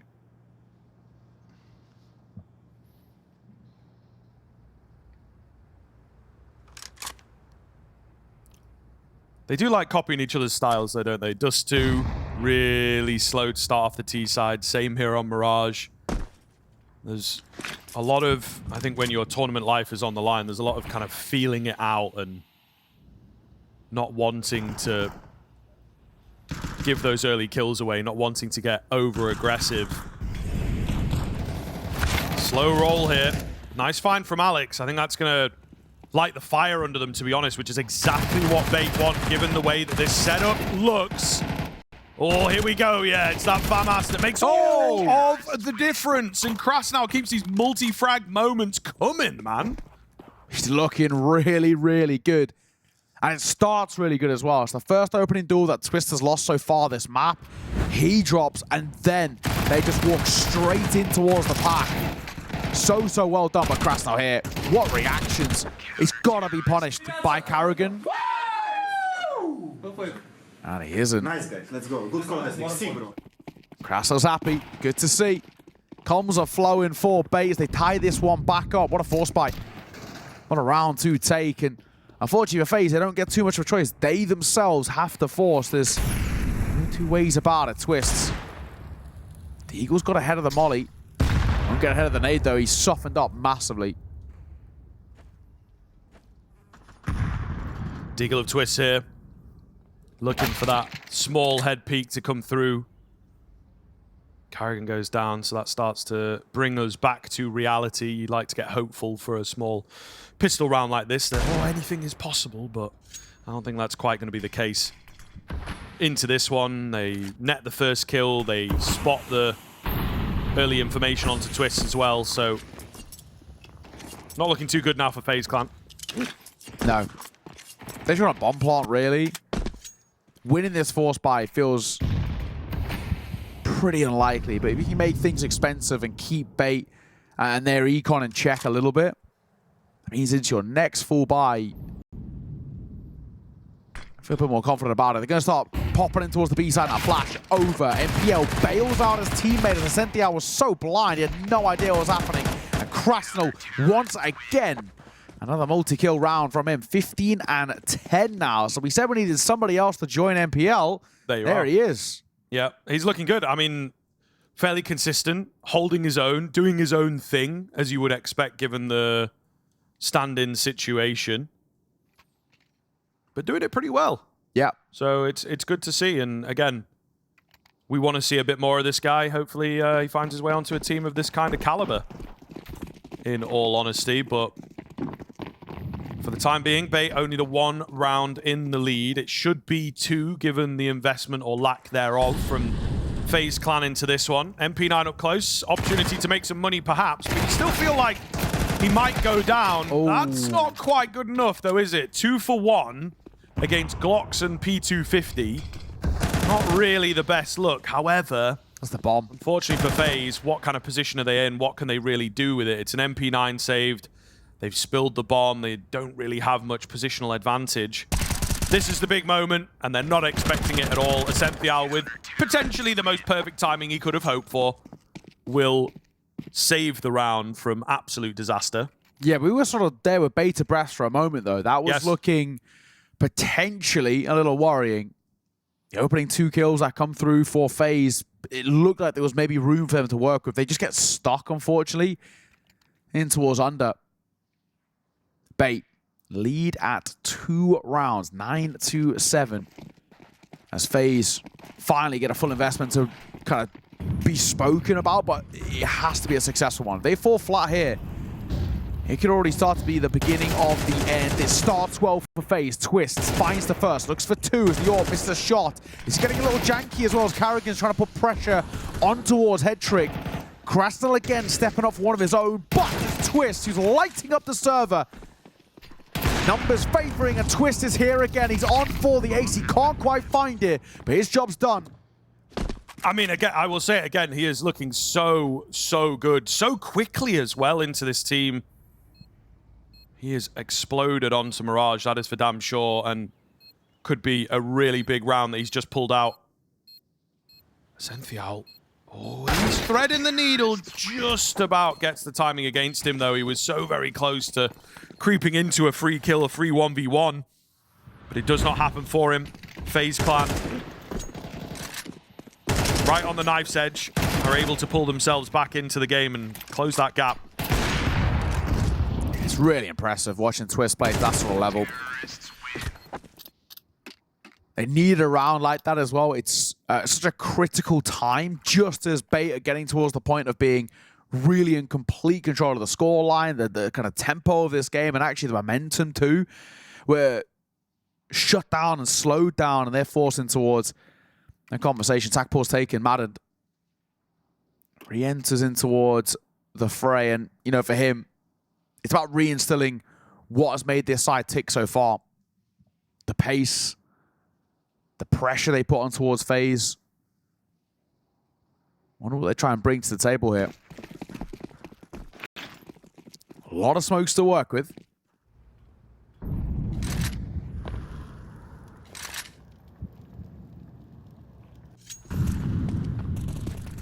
This round falls flat though. Bait are in a lot of trouble. Money runs so dry. And at that point, FaZe start pulling away.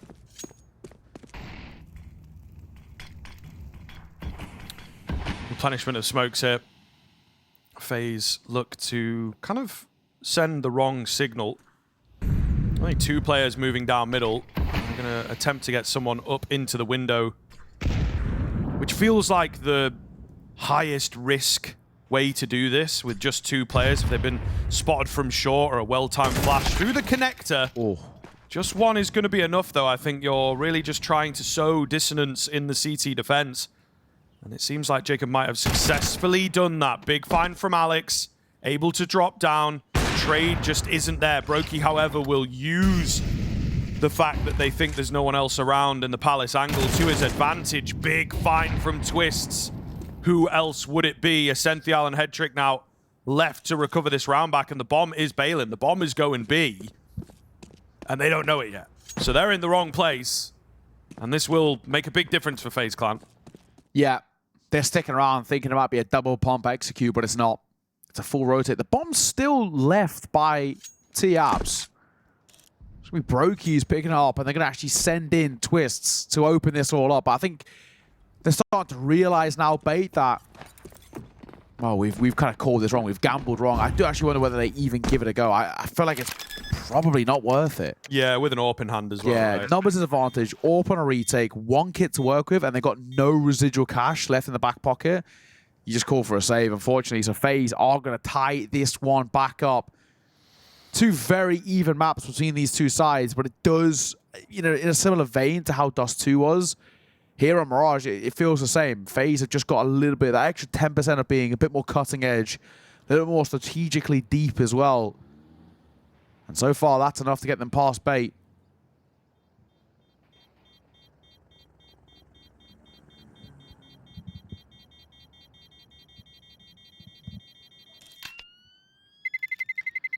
Nine to 9.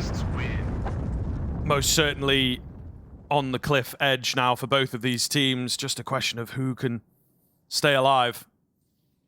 Really, really difficult time now, and I think I wouldn't be surprised if we see a timeout soon. Feels like Mirage has been a bit more going with the flow as compared to Dust2's. A lot more stop-start from the timeouts on Dust2. Yeah.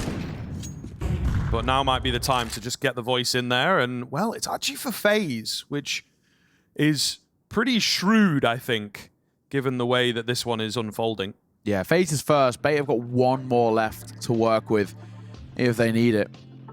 But Madden happily to utilize this. I just think at this point, though, for FaZe, you've put so much pressure on. The save that'll come through, the buy around it, I assume is probably going to be quite minimal. So you're in a spot where we're so close to putting relentless amounts of pressure. Yeah, this is going to be a lot, I think, in the next couple. It's pretty much all on the next rifle round, right? Yeah. If FaZe win that, then they absolutely have the series in their hands. If not already a little bit, if you want to be like fully objective, fully out of the game, as it were, this is FaZe's game to lose now. But we'll see. That's nade. It is a good nade. However, the AWP in this round, I think, Okay, never mind. What about not in the round this anymore? round? Not, You were saying? not in the round anymore. Ignore me. I take it back. 5-7 catches Twists. How did he What the hell get is he there? doing there? Yeah. Yeah. Kind of wild. I think maybe just straight up short. Potentially we missed him dropping out of the window, but all the same, kind of wild. M4 also falls here. That's the big kill to find, of course. Krasnal's probably going to say, listen, I'm low. I've got armor. I've now got an AK. I'm out of this round. I'm saving. But FaZe, no sweat off their brow. They're going to get it done. They will move up to double digits, and this is where it really starts to get crunchy. Bait have got to get this next round on the board. Yeah, AWP recovered as well by Alex. So you save the AWP, the AK, and maybe for MPL, he's just been left around and towards mid to play exits. Whether he gets them, that's a different question, because surely if you're FaZe, you just go back out in towards T-spawn. The first side's cracking towards double digits. This is looking unbelievably akin to Dust2, right? We're in the same exact spot.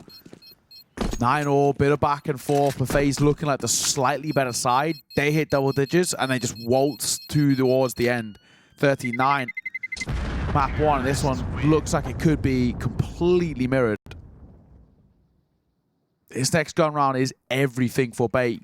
You lose this, and it ends in the same vein as Dust2, which ends a series and the tournament for Bait here in Shanghai. So quite literally feels like we're in that now or never territory. A 10-9 scoreline. FaZe are starting to look very, very comfortable indeed. They figured out what Bait are throwing at them. Yeah, I mean, the key thing as well to sort of consider, this is almost part and parcel what happened on map 1. It's close, it's neck and neck, it's a bit back and forth, right? Streak here, unlikely round there. Yeah. And then right at the tail end, FaZe have just got this extra level that Bait really cannot touch, cannot deal with. So they get a second win, don't they? That Bait just don't have in the locker. Bait don't have that ability to go into 110% right at the tail end. Yeah. They can coast comfortably at that like 80-90% and be really scary to deal with, but they just can't find that extra level to take down FaZe. Yeah, and I mean, that works for them. Yeah. Most of the time is the thing. Nice pickup from Headtrick, however. He's been pretty quiet this game, but a little bit of dynamicism on that AWP. Gives them the opener, and worth its weight in gold. Brokey the next one to fall. There is a slight slip of the net here from Jacob, but he's going to be eaten alive by nades and bullets alike. Twist looking crisp, of course. Well, what else? 2 12 o'clocks in a day. And Twist finding flashing kills, at least here on Mirage. Going to try and move in towards B, and they might be able to get away with this. They might be able to get away with this. Check all the angles. Frozen's a little low, and yeah, Krasnal will go unchecked. For a moment there, you start to believe a bit too much damage taken by Twists, unfortunately, to really give this a solid go. But if anyone's going to do it on the FaZe Clan side at the moment, it is most certainly him. Digits in, nice and comfortable. He's reset the game. They're far away. He has plenty of time to get himself into his favorite position. Well pointed out. There is no kit available, so the pace is going to be high here from Bait. A lot of noise being made. Molotov in the wrong place. Twist just in a somewhat open angle, but thanks to the low HP, Ascenthial will take him out. Nice check there by Ascenthial. Potentially can't get overlooked, that angle too. Whew, that was close. There was a real moment that could have been really dicey. I mean, for Twist, it's just about whether he can play time, but he also couldn't set himself up into a position to play time. He had no idea where they were coming from. There's also a really, really valid world in which they flank through apartments. So he didn't really want to play the standard post plant for the apps plant. But it starts well for Bait. Good isolation of fights. Alex and Headtrick, that combination plays done really, really well. And unfortunately, I think for FaZe, they just get isolated a little bit too easily. Normally, for them, they're very good at playing off each other and playing for the trades. And if one falls, they reclaim some space or take other. At that time, it was too simple. So he said it was on that brink of now or never for Bait, and they chose now, and they do well. 10-all, they tie it up. Good to see them performing under the pressure. I think they certainly crumbled the last time they were asked. We'll see if they can replicate it, though, see if they can keep it going. MPL smells a rat, but he has to take the fight forwards. Carrigan can't get the trade. The rest of the team, there's only 2 of them left now, actually trying to pick up the pieces. They will get the bomb plant in here. It's only one man the difference, and there's HP taken out of all of these players. CT move. Ooh. Uh-oh. It's a little close, somehow getting away with it. The flash's going to come in. We'll see. This could make all of the difference here. Head trick, though, was hidden away from it. And now Brokey left to clutch up. He's got hardly any ammo. Can't find the headshots. Bait will take the lead right at the tail end. It's a damning round to lose as well because FaZe have no money. Even despite getting a bomb down here, they're not really going to be able to properly buy unless they hero AK it. Which is pretty valid. It's been obviously a very popular kind of meta shift of going in towards a hero AK, few upgraded pistols around it, and hope that somebody can carry. And you'd look towards Twist if we were going to pick out anybody. 23 and 14 so far, but a second tack pause taken here. Understandably so, Bait taking a lead right to the dying embers of this map of Mirage. Oh, unfortunately for FaZe, fallen a little flat when it's mattered most. We spoke about it earlier on. Dust2 got to the right of the tail end of the map and they scaled up into it so well. They found that extra level, that extra gear. But unfortunately here, they've slowed down. Debate looking good. They are going to go for the force as well. AK brought out for Frozen, a double Galil, double Deagle buy. This is for all the marbles for FaZe. They don't want to risk it by chancing that overtime. They themselves are here for the now or the never. It's not the easiest buy to try and convert. Yeah, I'm curious to see what the game plan is. And it does look to be somewhat creative. Going to get some mid-presence here. And again, just feigning it with a low number of players. Lots and lots of noise being made. And Twist, they work him out through connector. Works beautifully. The Palace players strike at the same time. Just so much noise. So much sensory overload almost. Kind of reminds me of a round that Twist pulled off famously on Nuke, actually. True. Very similar sort of idea to just fly in and overwhelm them. Yeah, there's a lot going on, so make the most of it, right? And unfortunately for Bait, they don't get too much of a chance here to do anything in terms of a response. So Senthi out, and he gets caught by the Deagle Carrigan. If he was a little bit more patient, he probably gets that one on a silver platter. Senthi would have just walked right past him. He is the fall, but who cares? It's a Deagle. It's whatever. It's a round one by FaZe, and that's what matters. Big kill by Twists, and a really, really important one by Frozen as well, to give them that space to move in towards the A site. All in all, it was such a massive call to be making in a spot like that, right? We're going for the force. We lose this, we lose the map, we go to that decider of Ancient, but they convert it. And not only do they convert it, it's so inexpensive as well. Only the one casualty, it's a Deagle on your IGL. Third and final timeout taken as Madden once again trying to desperately do anything to grasp this last few rounds in Bait's favor. I don't think Bait want to go to overtime. I don't think they have the depth in the strat book to go to overtime against a side like FaZe at the moment. And it's good to see that Krasnod's joined kind of MPL in terms of the numbers department, but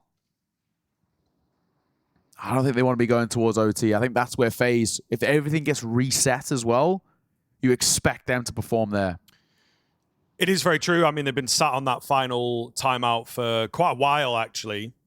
So really the most opportune moment to pull it out.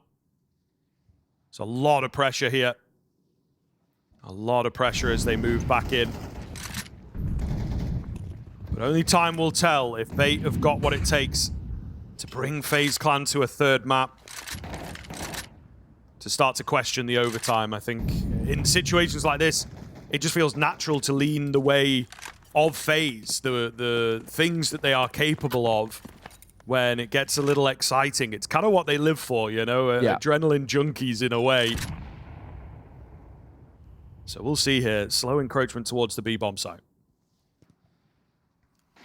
Feels like at times they make life a little harder for themselves than may be required, but I'm never discounting FaZe.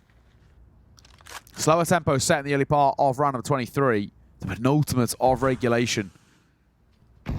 Alex posting towards Sandwich. Always a bit of an awkward angle to clear. It's that and that debate of whether you want to use a molly to clear it. Frozen's here. Does have a molly, but who cares? Headtrick with that orb finds him. It's pulled Ascential off, though. That's the only issue. They're slightly out of position. They are out of position. Ascential desperately trying to reclaim that control. That's so unfortunate. If he sticks around for half a second longer, he's not trying to, you know, escape his way back in towards the site. He's still set up for the fight.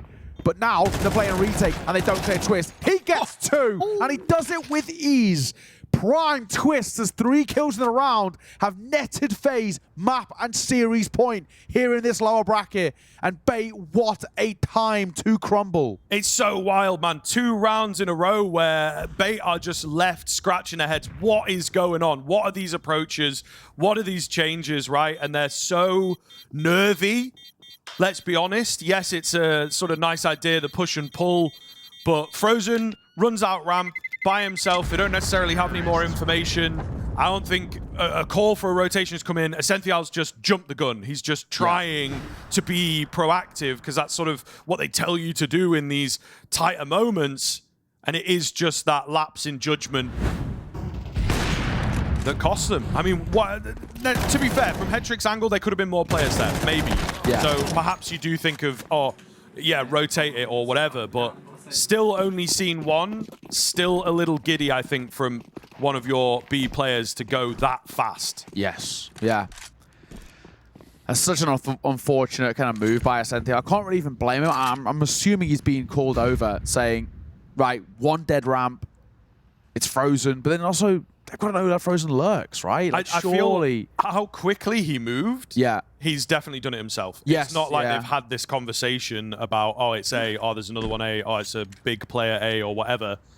He just went. As soon as he heard noise, he just reacted. It's a brutal mistake to make, especially at that sort of time as well.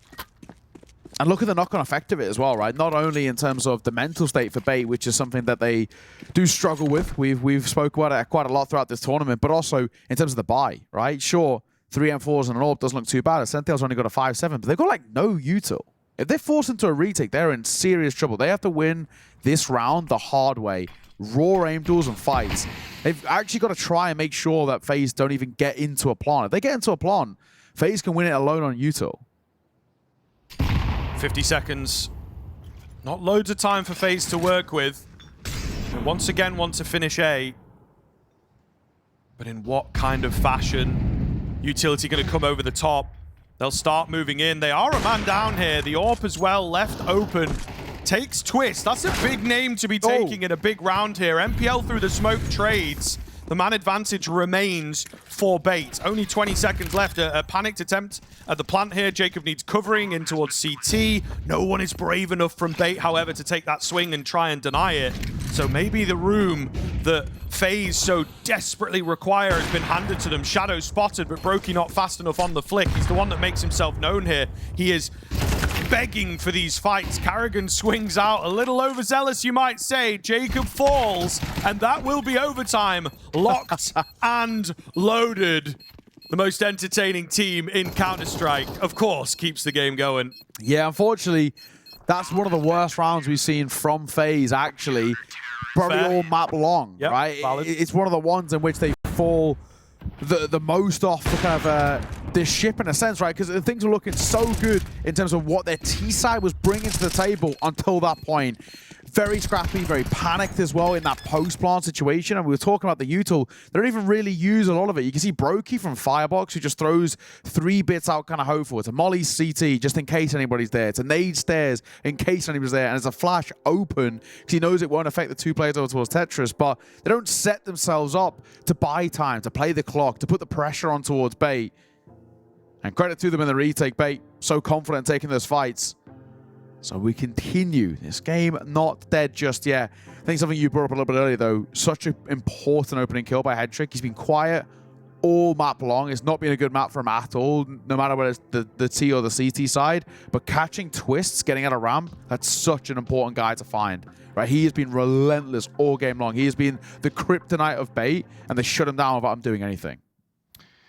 Yeah, and then there was the Carrigan moment as well. He maybe swings a bit early in that post plan. Yeah, actually, look, they don't have the information we do, but it looked pretty good. It looked like Bait were uncomfortable. The kills came their way. And so here we are to go again. FaZe, I feel have got a little bit left in the locker, as you say, and one of the things, yeah, I think is potentially just a conventional everybody A type hit. Carrigan still making noise on different parts of the map, however, and they are just going to go. Molotov comes in. This is part of the problem when you don't bait out utility across the course of the first minute of the round. They're still committing in. Flash blinds everybody involved. So this could get weird. The second flash is pretty damn good, but Twist is there for the quick trade.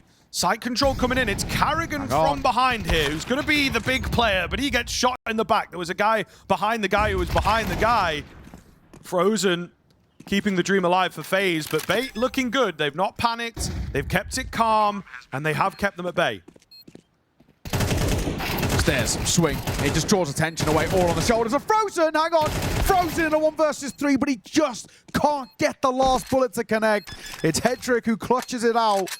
He's made to work for it, but it's Bait who start OT well. They started very well, in fact. Again, there were moments, there were a couple players you keep your eyes on that could have done some serious damage. But they're denied away. Hedrick is the biggest player in that round. Look at where Carrigan was. He played things patiently. He knew something was up. Didn't just dive off of short to join his teammates in the connector. And Carrigan a little frustrated here. Bro, please. He's not aiming. He's killing on ice, you know? I don't know what. Yeah, that's what I was thinking. Ice? Something like that. Healing on ice? I don't know, to be honest. We're going to need a translation on that, and it's the language I speak. I don't know what he said. I think he's maybe talking about him swinging. Like, yeah, maybe. Like, I think people say, like, they're on skates when they swing around corners. Yeah, there you go. There you go. That is, I think, what which is true. That is actually how Twisters play. I'm assuming it's all about Twist, right? He's just swinging into so many of these fights. Either way, we're popping towards A. It's Twist and Jacob. We find a killer piece, and Carrigan finally gets up Con. The last player towards B, the Bastion over there of Hedrick, is stuck because there's a lurking player that's dragging his attention away. But they're split up now, so Carrigan in a bit of a weird spot. His teammate is nowhere near, so Carrigan has to win this fight, and he does. Down goes Alex, and once again we call upon Hedrick. It's been a quiet map by his standards, but a clutch in the previous. To him once again, the leg spotted, but Carrigan closes. What a round for the IGL. He needed to be a hero there because things were really looking quite dicey, and thank God he does step up. The years of experience really coming into play there. I think he knows he has to deliver. He's able to dig deep and find it. Really big moment for Carrigan. As the round, like you say, was really not looking good. But once again, on that deeper tactical level, I think FaZe are able to bring the aggression back, are able to just keep these rushers really looking fresh and creative, and different players in different spots.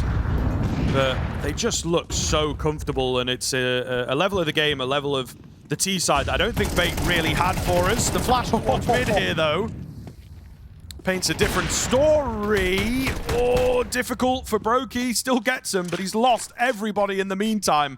Just needed one guy to help him out. Or did he? Oh, on the cross. Alex will take him down, and Bait take the lead moving into the second half. I love that move by Bait, though.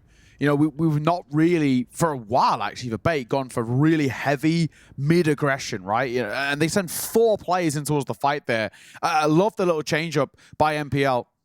Everybody, let's get in towards this fight, in towards mid. Let's put so much pressure on. A nice flash over. Crash on the super well. We spoke about him when coming in towards the CT side. He was getting multi-kills out of the wazoo. So constantly getting in towards these fights and doing really, really well. Brokey, you always have a bit of a belief about Brokey in a clutch there, but he just gets caught knife in hand. He needs to reload as well. He wanted to escape to give himself some time. If Brokey's allowed to make his way up short, you back him every day of the week, but Alex as well to deny. So a tentative lead by Bait. Magic number, of course, is 16 in OT1. We had a bit of a barn burner yesterday, that TYLOO game. Maybe a loose term, because it was some of the more scrappiest Counter-Strike we've seen in a while. That was 3 OTs. And this one feels like it still could have a bit of life left in it. I'm not going to count out FaZe by any means just yet. As them on towards that CT side, it's still a fantastic map from Twist. 29 and 17.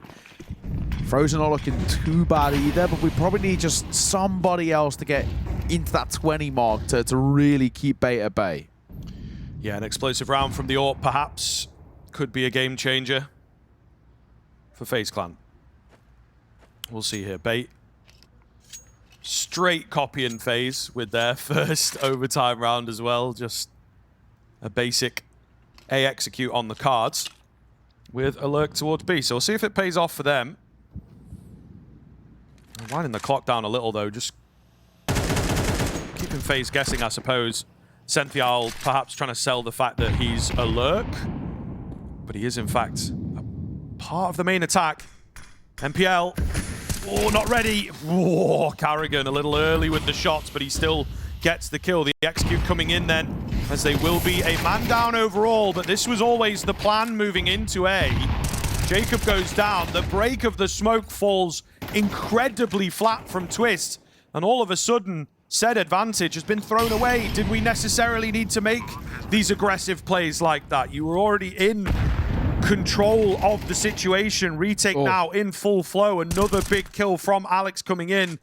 Carrigan required to step up again as Brokey's on the AWP here. It's going to be awkward for him to get in.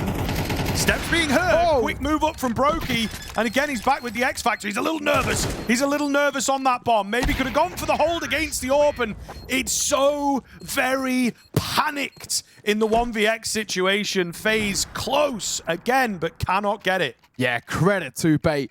What a lovely call. What a lovely execute as well. The initial pushing towards the site is really, really well done. But I think you're right. There's overextensions by Bait. By FaZe, may I say. Yeah. They're fighting on this sort of forward foot where they really don't need to be taking these engagements. You know, you're looking at Jacob, you wanted to stay alive a little bit longer as well. You wanted to try and buy a bit of time, but right at the end there, Brokey's so flustered. He's changing weapon. He's tapping the bomb. He's considering to stick it as well. It's so high octane, high pressure. He's really sort of and ahhing, doubting himself. And Hedrick, stoic, patient, right towards the very end. It's so easy for him. He's just trained. This is it. I mean, they look a lot cooler at the moment, like in the server. I think FaZe, at times it can be good to have like the energy high and quick rounds, and it sort of creates the play that Brokey made jumping up onto Firebox. Yes. Right? That's the kind of loose place that his mind is at. But then when it comes to staying calm in the clutch and on the bomb, he doesn't quite have that. So there's a bit too much like buzz to this FaZe team, and that's maybe why the timeout comes in. They need to bring themselves down a little. It's getting out of hand, and it may well be unrecoverable here. 2 in a row required to take us to another overtime. Yeah, it has this feeling that Ancient might be required here in this series. Especially the way the overtime's gone, you've got to argue that thoroughly deserved by Bait. It's been a pretty masterful performance at times from them. Some of these rounds that they're pulling off really good, and that's what it's nice to see that they've secured up a few of these T-side problems that they've had in the past. A slower take by Bait, though. Limit testing with it. Looking towards B. There is 4 players in this direction, and 1 lurking his way up short. Alex is in behind Frozen. This round, it already could start to fall apart unless this backside player of Carrigan can go nuclear. Good for the first, and he gets the support of Twists, but the nade will see him off. It's all about Carrigan in that moment. He keeps the dream alive, just allowing that space for Twist to get in. Bomb plant going to come in here, and they will allow it. HP bars don't look great. Oh, the boost up as well. What a quick little move here, but Jacob is checking all those angles. He's so smart with it. Krasnal left to clutch up now. Stand in, trying to be the hero, but only 1 available for him. Oh, man, it didn't look good. Looking at it, it did not look good. FaZe have done well there. Yeah, they really have. Jacob, deservedly kind of the MVP of that round. Even that first kill alone worth its weight in gold. The clearance on towards the boosted box player, nicely done. Bait, use their attack pause as well. Of course, you get another one for every overtime. FaZe have already used theirs prior to that round. It worked wonders. Beta hoping they can pull a little bit of that magic themselves. I really did like the round, though. That flank that Ascentiel's building in towards short, catching Frozen. If they could maybe have denied Karrigan getting one kill before he was seen off by the nade, that was it. But Karrigan actually does quite an excellent job. He just has to be a nuisance. That's it, really. We're not expecting him. He had like 6 points of HP. We're not expecting him really to get a second kill, but just buying time. Allow for Twist to get over, which he does. Twist then gets over, gets a kill before Karrigan falls. And at that point, it gives FaZe room to trade kills back and forth favorably. So yeah, despite only just the one kill, it's really important by Karrigan the way he plays that. Final round overtime. Only two ways this go. Either Bait pushes in towards map number 3 of Ancient, or FaZe tie it up and we go again.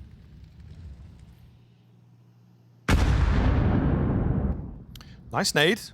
Not a bad way to kick things off. Molotov as well to slow them down.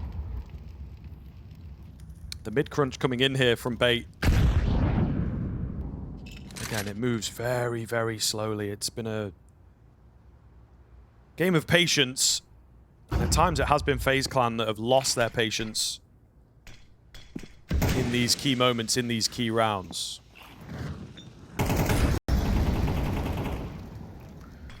Rookie. Yep. A freebie. There it is. We'll take those. Gets one, gets away. That's all he really needs to do. Very clean indeed. Keeping that pressure high. As they... No one goes to burst. It's a slow attempt at the trade. Yeah. They boost up. Got to be very careful up there as well, as it is the bomb carrier. Oh, man. It looks disjointed here from Bait. They had a player move quickly in the apartments. MPL trying to catch off A. Just have to be careful here. I mean, they know about Jacob. It's all on Frozen, who is down below. He even jumps early for my money. 20 seconds left on the clock here. Could have gotten away with a bit more. I don't think they would have expected him at all. Needed to believe in the position. Brokey misses out. The P250 gets it. And now it's all down to Alex. 69 points of HP. Feels like it might not be enough. If you can get a quick headshot here, most certainly on. They're just waiting patiently for this smoke to dissipate. And there you are. Karrigan will find the easy kill. No quick jumps there. Brokey holds his line and takes us to another. Yeah, it was that looming question of where is Karrigan as well, right? But unfortunately, when you're in that spot for Alex, it's sort of, yeah, you have to be committal, right? You have to just tunnel vision in and hope they're playing together, hope that they swing and that you can sort of mow them both down. So we go again, like you mentioned, OT2 now has FaZe not given up. They're still standing strong. And those Bait T's had issues that we've brought up a couple of times. Pretty clear, pretty apparent in those final 2 rounds. I think especially the penultimate round as well, showing where Bait can fall a little flat. They're so heavily reliant off the individuals. And granted, they're getting them. MPL's obviously had a fantastic map, but it's Krasnal who's looked really good, especially on that T side. He started to really step up. It was mainly the CT side in regulation where Krasnal looked a lot better. That was a good T side showing in OT, but I'm still not super sold on Bait in terms of the depth just yet.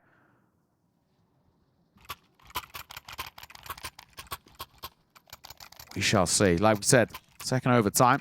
Number we look for is 19. These two sides pretty inseparable here on Mirage. And we get to the point where, in terms of the series and the map itself, fatigue starts to play a bit of a factor.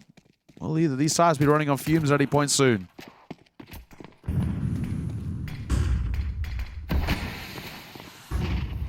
Finally, a bit of presence from FaZe in towards middle, actually, and it will pay off massively. Twist with the double kill. What a flash. It is beautiful to watch. And a great way to kick off the second bout. Oh, we like a one-tap, though. Ascentiel. Maybe one more of those to get us back into the round. He's not ready for the man down below.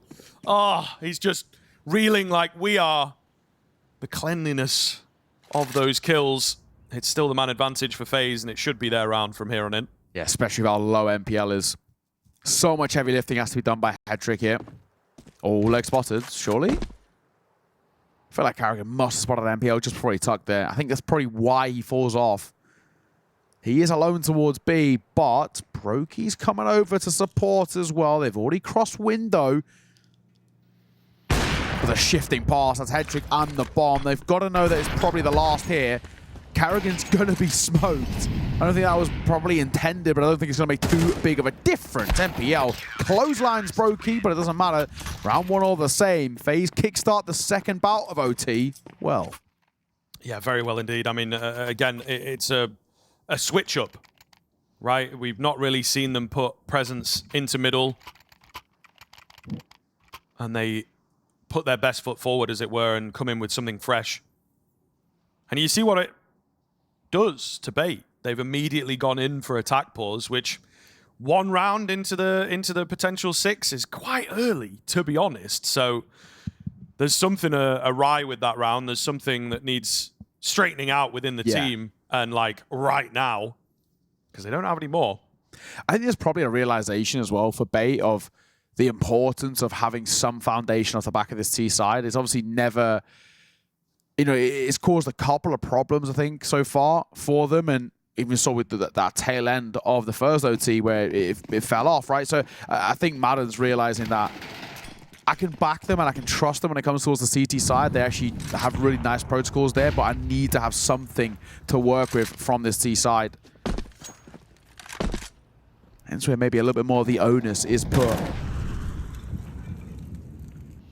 A slower start for Bait. These kind of slow tempo rounds have actually looked okay for Bait. As long as they give themselves enough time for the execute itself, they do draw attention from FaZe quite well.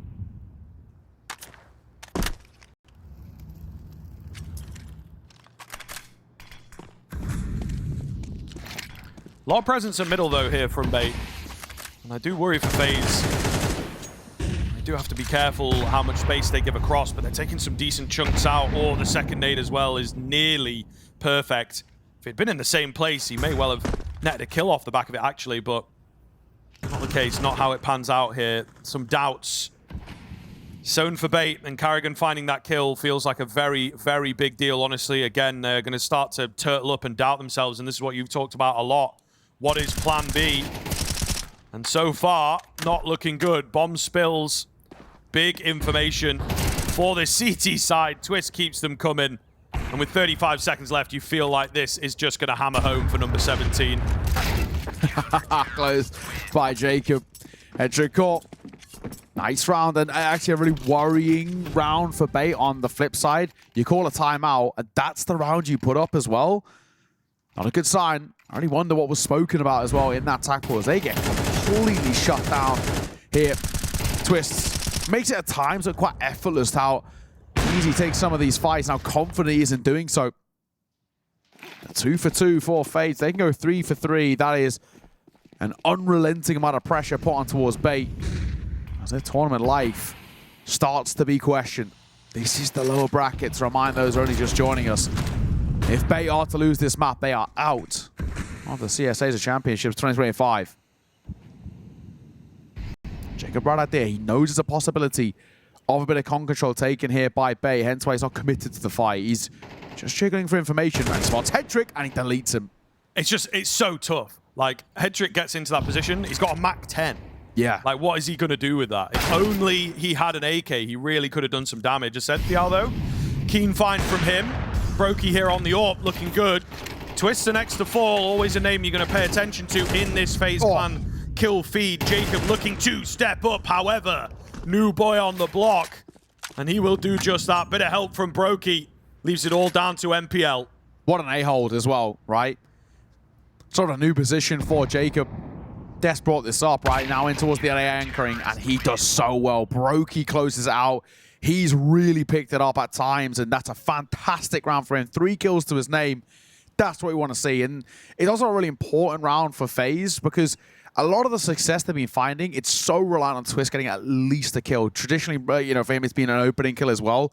He's looked really, really good. He's 7-3 in opening duels, so he's been flying into the fights a hell of a lot in this map so far. That's a round where he doesn't do anything, really, and they're still able to secure it over the line. Jacob does so well to stand tall, stand confident, and Brokey always kind of backs himself in every single fight he takes. 18-15. And unfortunately, the fire might have fizzled out for Bait. It is map and series point for FaZe Clan. An elimination on the line for Bait. They need to go 3 for 3 flawlessly here on their CT side to stay alive. This being their map pick. They already lost the map pick earlier. Dust2 picked by FaZe 13-9, where they fell flat right at the very end, and unfortunately they're falling flat here. Yes, I mean, death by 1,000 cuts potentially. A very painful way to go for Bait. But there is always a chance in the great game of Counter-Strike. So we'll see here. It's been a little while since they were on this CT side. Maybe they can bring some freshness. A lot of utility out here from FaZe Clan, and they're going to go back to the tried and true quick moves, try and overwhelm a certain angle. They're weary to cross into the danger zone, and rightfully so. The con smoke not quite good enough, maybe blocked. It was so early on in the round. Ascenthial holds the line over at B, but will be traded out. So there's a small window to get in. Brokey with a big find as he lands, firmly getting that kill. He will be denied the opportunity to plant the bomb, however, and Alex from short keeps them at bay. But there was, once again, as always for FaZe, a moment. There was. I actually think FaZe go just a little bit too quick there. They're a little bit too flustered by trying to put pressure on towards Bait. They actually needed to get a kill or two and call for a freeze, call for a pause, slow it down a bit, pull Bait into rotations, maybe even kind of sell the ruse of a rotation back away from that B site. And they're going to call for a timeout. Good opportunity to talk, but I actually just think they need to take a breather more than anything. Just relax for a hot second. They were too eager to fight. They're too eager to try and make Bait uncomfortable. And in the chaos, sometimes that's when Bait really rise up to the occasion. I think they start well for Bait. That crossfire they've got in towards Connector and Short is really quite strong. That works really well for them. And then they have the numbers towards B ready to meet them. One player towards Jail that can catch them dropping out, and a Short player that rotates quick enough. Yeah, for FaZe, a little bit slower actually really would have helped them out there. Sometimes pace can be your best friend, but at times it can also be really suffocating. And that's what happened. Very eloquent way of putting it there. But indeed, I try. It is true. Still a bit faster into this round from FaZe. It's not like they've necessarily been knocked. There was a time where we were seeing this team, both teams actually on the T side, just sit at the top of mid, wait the clock down, slowly make some moves.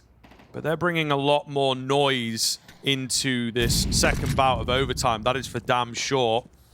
I think there's a degree of frustration. You just want to get it over the line. You've won 3 in a row. It feels like that's the hard work done. Feels like it's the hardest round always though to close, right? Yes. It's always the one in which it feels like the real enemy is yourself. It's the mental side of things. Yeah. It's not getting too ahead of yourselves, not getting too comfortable or too eager. Still thinking, you know, we always say it in football, it's 0-0, lads, right? You score a goal, you don't get too ahead of yourselves, you don't get too comfortable. Noise from Frozen. And a lurking position from Carrigan. Molly doesn't spill towards Alex. This does get a little weird. They're going to move towards B. Carrigan's been stopped, but he was the distraction, of course. It's NPL who holds clean. He's still got support at the back end of the site that is surely going to get overlooked, but it's not even needed. NPL looks so damn good. He has been somewhat quieter into the overtime, but that is a big round from a big name on the Bait side. We might just get a little more Counter-Strike. What a monstrous round from NPL. What a hold. NPL happy to sit towards backside and invite the pressure in. He does so well at isolating those duels. It's Queso who's taken a lot of the limelight on the CT side for Bait, but that's a big moment from him. And across the board now, it's most players starting to step up towards Bait. Alex looks quite quiet at times throughout the series, but he's starting to find his form as well. We're just needing a little bit more on a head trick. He's still not lived up. It's kind of the big name that he holds just yet, but he's posted CT, and it looks like he will be tested in just a mere moment. 2 B hits that do not work for FaZe. So they're changing it up. Yeah. You just start to run out of the creative juices, I think. They have become a little more predictable onto this T side, but keeping it simple. Ooh, with an A execute. That's Headtrick on a quick switch at the wrong time. He doesn't get his nade out, and he's now caught in no man's land with this AWP. One's not quite going to be enough. MPL keeps the kills coming because of course he does, but will it be enough? He's trying his damnedest to find that planter, but he can't. The numbers are even. The HP bars tell a different story.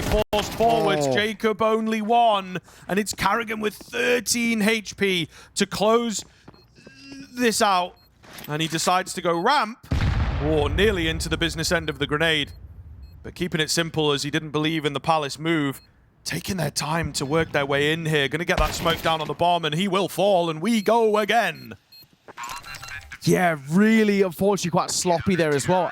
I also don't know why Twist isn't flashing towards CT. Why are we going contact? It feels like a real fool's errand there. Obviously, they're going to hold for that. They're going to, as they're scaling through towards CT themselves, they're going to be really trained on that fight.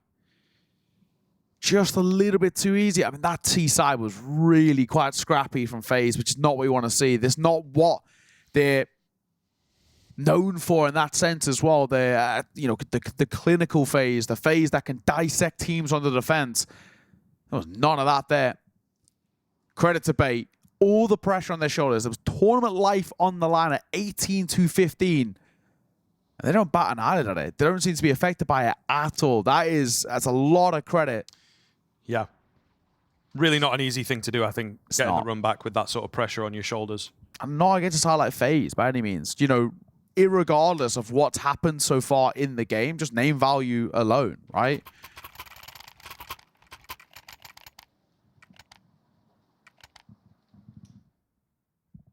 Here we move into yet more Counter-Strike. Can they keep the energy up? I mean, FaZe already into that last go at the T half. It felt like they had started to dry up on the ideas. Started to feel like they were a bit frustrated, even though they're in a good position, just really wanting to get this put to bed. Yeah, they try and brute force it for no reason. They really did. Those opening, especially the first one, I think. Just take a moment, think a bit harder than you were. Oh, man. Does not get much better than that, yeah, to be honest, with a HG. Slow mid-control taken, but there's no ruse here. Bait know all about it. Then there's multiple players in this direction. MPL behind the smoke, Twists on the other side. Kind of a game of luck at this point. Twist trying to find the angle. He does have some support up above, so the trade will be there at the very least. Still, is that going to be good enough for this T side? Can they really do anything with it? Carrigan has got a lot of space towards short here, goes peeking into the AWP. Unfortunately for him, Headtrick stays alive here for the multi-frag moment. And not a chance for the FaZe Clan. Bait take the lead, and things get very interesting now. This is, technically speaking, 4 in a row for them. Yeah, finally a bit from Headtrick as well. It's too easy for Headtrick, more than anything, but he can only hit what's in front of him. And he does a good job at that. 3 kills to his name. He gets to 19. Bait get up to 19. And yeah, you're right. You know, it's 4 in a row now on the CT side here in OT. This is damning from FaZe. Saying again, not a side that are considered one of the heavy hitters in this tournament. Not playing like it at the moment. Really being made to work by Bait. And they're going through the ringer a little bit on these T sides. I've critiqued Bait for their T sides at times, and the plan B looking pretty rough, but same absolutely can be said for FaZe thus far. Oh, rough. Twist just gets his crosshair off the angle. He will live to continue fighting, though. Headtrick. Oh, digging in. Just spots the very, very, very, very tip of the head, perhaps. All the same. Deciding against the A-bomb site. They're going to move more so towards B. Maybe mid. Maybe they don't rightly know. Carrigan's gone early, and he's dropped early as well. Really not what you wanted, and they look very prepared for this mid hit. Alex finds another through the smoke. Brokey is left on 1 HP. So this looks really good now for that bait side. A lot of damage down towards Frozen 2. And Jacob, who was the last remaining healthy player, is seen off. Brokey, no chance in hell, surely. 1 pot of HP in a 1 versus 5. He gets 2. And he's finally spammed down by Krasnal. Oh my. Bait. Their 5th CT round in a row. 20-18. The number we look for is 22. Where have FaZe gone? That is the question. Non-existent on this T side at the moment. It's a barn burner of a map, don't get me wrong, but at least for the last few, it's felt very one-sided. And even just plan A of getting a plant for FaZe seems to be a big ask. That is true, and not a good sign at all. I think this T side has really just completely disappeared, and this is kind of the curse of it, right? You get that 3 in a row, it was 18-15, and then you just start looking across the finish line. And Bait have just come up the inside of them with that second win, looking so good.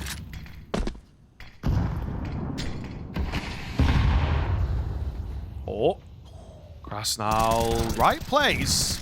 Maybe the wrong time. It's MPL through the smoke once again. The flash is just too good. Krasnal traded out. They're going to pick up the pace here as well. In towards the B bomb site, and Ascential keeps his cool for 2. Looking for a bit more. Where is this coming from? Jacob left alone against the world. 4 in total, 3 in the clutch.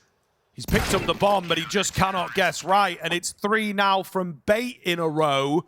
And it's FaZe Clan to run it back against the impossible odds. And 6 in a row in terms of just the CT side, right? I mean, my God, for Bait, what a clinical showing from them. FaZe looks so flustered here on the T side. They just cannot get anything going. It was bad enough when FaZe got 3 in a row and we were saying for Bait, right, now it's about survival. The flip side for FaZe is talking about the mental.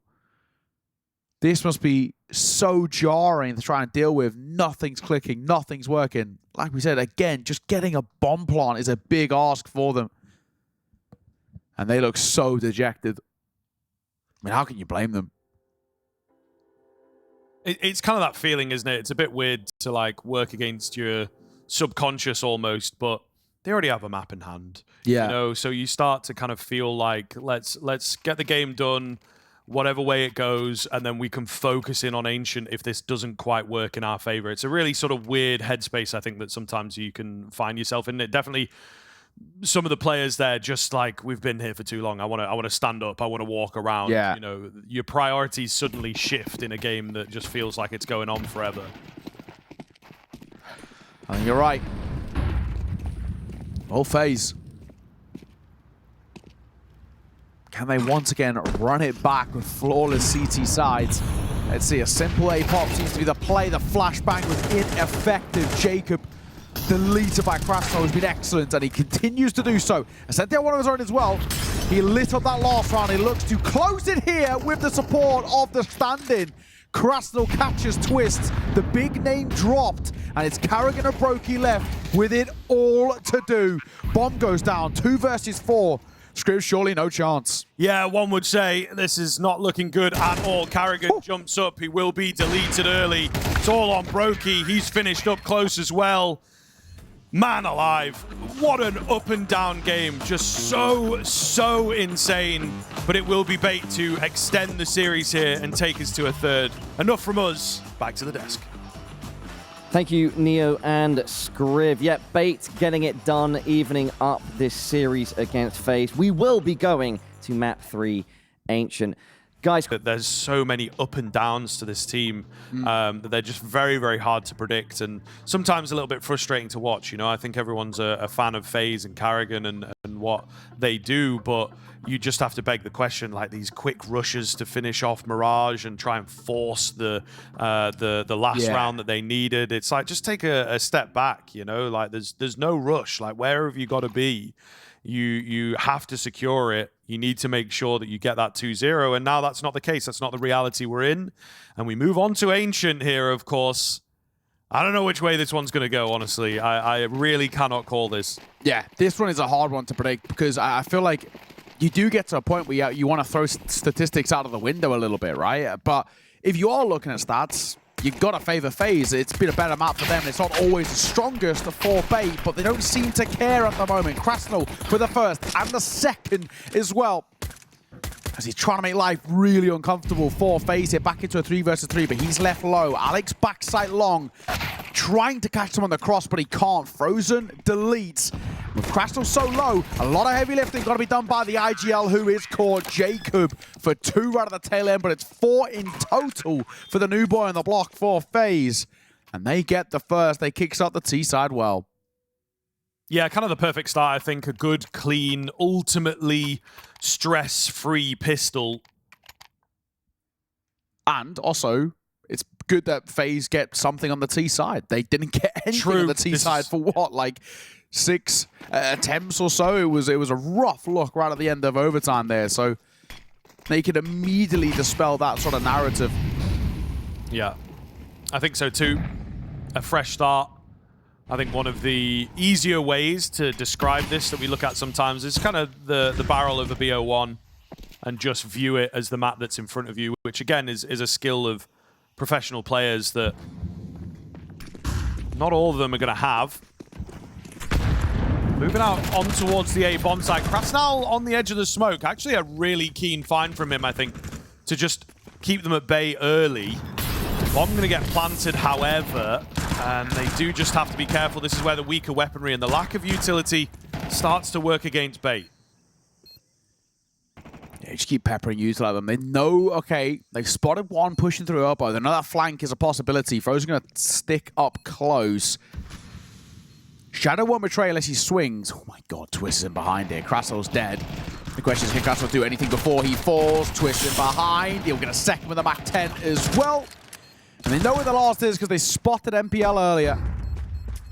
So it's a good round from Twists, not only in terms of the couple of kills he gets, but also in terms of the information he gathers as well. It's not a bad attempt at the force buy by Bait. It's expensive, but who cares about expenses when it's FaZe that are 2-0 out the gates and they know there's not going to be a buy for Bait in towards this round here. That was the force buy there. They've got no residual cash. FaZe barring a pop-off moment by MPL with a saved Galil, they should be getting a 3-0 start.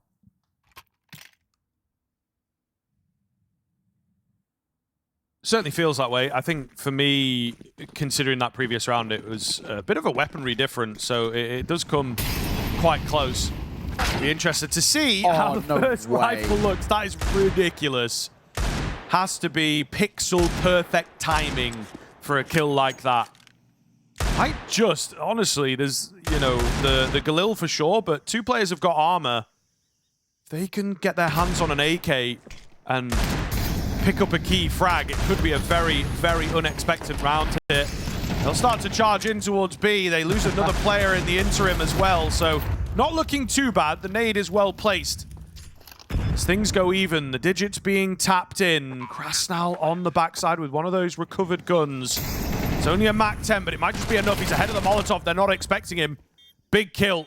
Really does thin the numbers. It's down to Frozen and Carrigan. Frozen as well has been vaguely spotted here, so they're going to have a good idea of where he is coming from now. Both of them confirmed in the cave, but it doesn't really matter. If Frozen can hit the shots like this, it might just be an impossible task. FaZe are bailed out. Wow, Frozen is so well at the end. It was actually his Molotov that nearly sells the round. Because there was a player already pushed up ramp and they get ahead of it, it cost his teammate and the security they had on the site. Thankfully not to be. Frozen really, really well done. But again, Bait's still proven that they can make these rounds a little weird. Ascentia, that shot through the smoke. Alex gets one here as well. Also, basically through the smoke. Fortune was favoring Bait a little bit. Firepower made the difference. This second kill by Frozen, clinical work. So the first gun round, the first shot. Oh! Jacob lines them up. MPL and Krasnell, a joint casket for them as they are clipped in towards Cubby. Beautiful to watch. Not very nice to be on the end of. FaZe will take the opportunity as well to push their way through on towards this B bomb site. Full contact coming in. They've got one, nearly two players up on the B site. Just leave Twist to do his thing for a minute. This is great. It's kind of a question of, yes, I know we've taken a couple players down, but where the hell are the B players? You know, there's got to be one in Cave you would expect, but both of them sat in Cave in a 5-on-3 like this. It is somewhat unorthodox. Bomb plant not going to be denied. No real funny business just yet, and I think, to be honest, it's sort of a soft save. Headtrick is not really looking to get involved in this retake, and the other two are on their way out if they have their way. Jacob down below here, looking good. Doesn't hear the second, doesn't expect the second. But all the same, FaZe Clan going to keep the rounds coming. I think they have to be careful themselves not to lose too much cash, but yeah, 4 in a row now. Yeah, it's good. It really is good. Out the gates on the T side here of Ancient looking really damn solid. Headtrick and a Sentinel, an AWP and an AK saved. They can actually buy around this, to be fair. Headtrick and a Sentinel can drop, so they can get an investment out of this round, but FaZe looking considerably more comfortable on the C side. That was the thing that worried us in OT. All starts so well with Jacob. That double just lines them up, and he gets a third later down the line. Didn't hear the last, as you mentioned, but so far as things go, on Ancient, he's looked good. Quad kill earlier, triple kill there. Having these multi-kill rounds, the youngster, which is what we want to see on the T side for sure. Like we mentioned, enough cash to buy in due to the saves.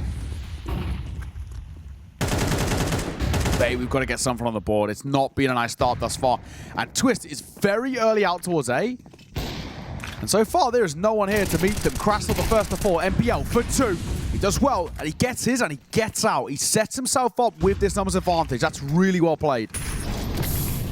Molotov and awkward kind of smoke.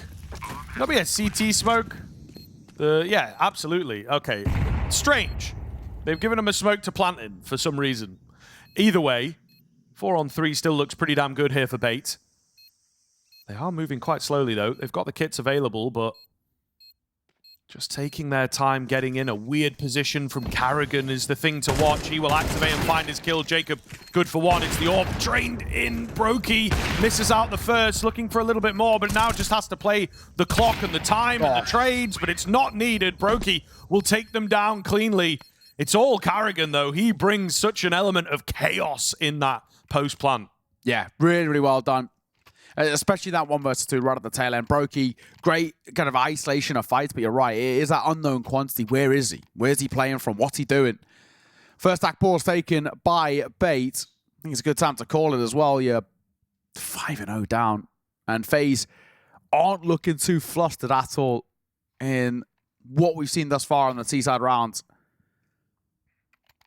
A concerning position for Bait and a good opportunity for Madden to try and slow things down. There's been some nice moments for Bait on this map in the past. You know, you look back towards kind of Pro League, that win over G2 in particular was a really important one. Of course, 13-2, a dominant display there. But some losses which have been less than adequate. I caught the kind of the Starladder one not too long ago. They got battered by OG. Never a good sign. GamerLegion Ho2 as well, that side, took them down. I mean, it's been a map in which they've really been up and down on. Sometimes they're so strong, and then other times they are non-existent, and this is looking like the latter at the moment. He's figured out what makes his side tick, and they're shutting them down, but it's MPL to open things up. He'll catch Twists. Carrigan still committing into this idea, however, he chases the nade thrower. Brokey will trade that exchange, but they're obviously still down. even with the man advantage, it seems Bait are left guessing. They wanted to very quickly bolster up B, but then decided against it. On 10 to hooks at the moment. Obviously. Oof. Never good to see. Never good to see. But it's all good. Nobody is going to be able to capitalize on that FaZe side. They still have to deal with this boost box play. Broke key, yeah, nearly gets his knees shot off. There's not too much that he can really do about this. With only 40 seconds left, they have to start making a move. Oh, Jacob, look for the second as well, can't quite find it. Get the right idea of a back donut player.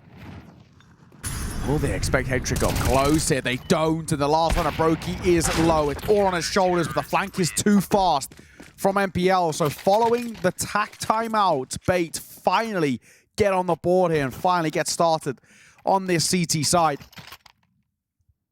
Only big issue with it is it cannot be a flash in the pan. It cannot be a one-off. We have to now start chaining rounds together. FaZe going to call for a timeout of their own. Want to shut down this CT side scale as quickly as possible.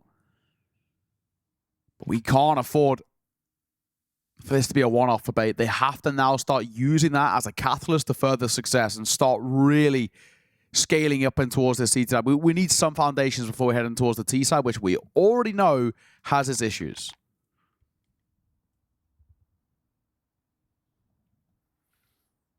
All right, we'll see what the response looks like then. I think we're all very curious to know what FaZe Clan have got up their sleeves. And sometimes it's just sort of the illusion of what they might be able to cook up. Plenty of utility to keep things simple here, should they choose. Just lacking a bit of that weaponry, I think, is the main problem, of course. No presence towards middle, not going to try and brute force it. They're actually moving fast over at B. That's a lot of damage through the smoke. Twist is perhaps going to have to give that AK up. He's lucky to be away from the nade as well. It only does 1 point of damage to him, but not the start that FaZe were after. Carrigan going to join up.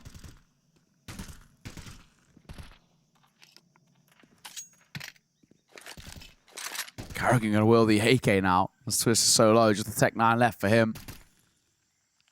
Couple of taps that nearly catch Jacob as he's moving forward in towards red. Hedrick's posted and waiting. He should win this fight every day of the week if Jacob is to swing. He's got no util. And also really no support, to be honest. This one should be easy, and it is. Don't really get too much easier than that for Hedrick, to be honest. Flash into cave. Whoa! Okay, not the best, but it works. Ascenthial will get the kill despite moving a little early. Frozen now, left low as well. Pistol could do an awful lot of damage here from Hedrick in the right place. He's going to catch one, but backs off from that. All the kills are ultimately going well for Bait, at the very least going their way. 3 HP, the difference at the end of this round, not going to find anything. Still a bit more work to be done, but Bait looking good in the past couple rounds. Yeah, I mean, that's as good as it gets in terms of a round specifically. Barely any damage even being taken by Bait. Really, really decent fights for them. Hedrick so confident. The initial one was so simple, and Crash so happy to keep fighting around Donut. So, ultimately, a real breakdown for this FaZe side, which is not good to see. It's off the back of attack timeout from them. They lose the first, they take a pause, they come in towards that one, and it's an even worse round. They get dissected so simply. And it has shattered the funds. No money left to work with. So for FaZe, a pistol rush to hit him towards A. There is 2 players to meet them, and the third in MPL is not too far away.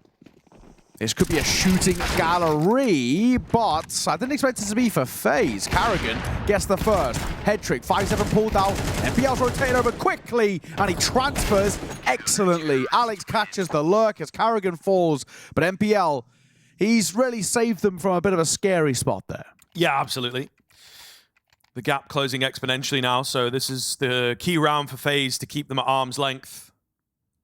It looks good. There's no excuses in terms of the buy, but Bait seem to have just lifted the individual level over the past few rounds and really battled back nicely.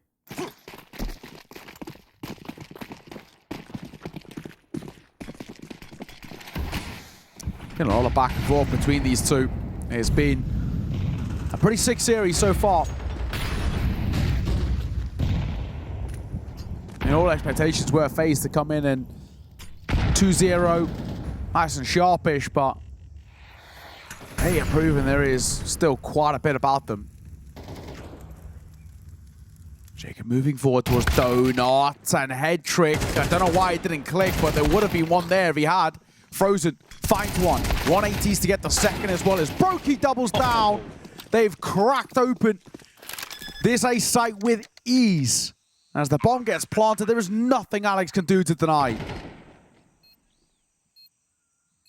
He's going to stick around, though. They have plenty of cash. So he might look for something a bit funky here. Relatively close to the bomb. No one seems to be coming his way. They're moving early. They are moving early. The Molotov, though, is well-timed. And Jacob has it covered. So it looks good. Still, I don't think they even heard it. The tick. Yeah, but it's all good. It's a little dangerous. I think if he'd have really gone for it, certainly could have made a difference. Yeah, absolutely. Just opting not to do so. So, I mean, fair enough. Going to get to save this AK, the one-tap potential. As FaZe grow the lead. And like I said, it was a key round to just keep them at bay. They do exactly that. Yeah. And of course, they've already now got to a point where on T-side Ancient, yeah, you can be pretty happy with that. You know, if this was then 6-all, I think for FaZe, not in terms of the way it would end, that would mean kind of bait 3 rounds. But if you were to say to them, you've got 6 rounds on T-side, you'd be pretty happy with that more often than not, right? Decent foundations. It gives you something to work with, and a lot of teams prefer that CT side. 8-1 knife as well, of course, chose to start here. Swing in, MPL for 1. Has the support of Krasnal as well. We spoke about him playing loose and fast as he finds 2 back-to-back as Brokey also clipped. This is what we like about Krasnal with a fantastic map too. And he backs himself every day of the week. Twist will shut him down, but the numbers looking really good for a bait 4th here. Twist left very low off the back of that nade, so yeah, this is looking good, even to deny the bomb plant. Keep the damage minimal. Essential will get it done. And they are still hot on the heels, but just got to string a few together towards the tail end of this first half. Now would be a great time to do it. Money is questionable, but I think perhaps still on the side of going for the buy. But if they win this, I think Bait will absolutely even it up. I think you're right. Money looks so good over towards them. It's such a good round to be taken as well. Proactivity on that CT side, especially on a map like Ange, I think Dust2 is quite similar. It's really indicative of the vibes in a team. That's a good sign for Bait.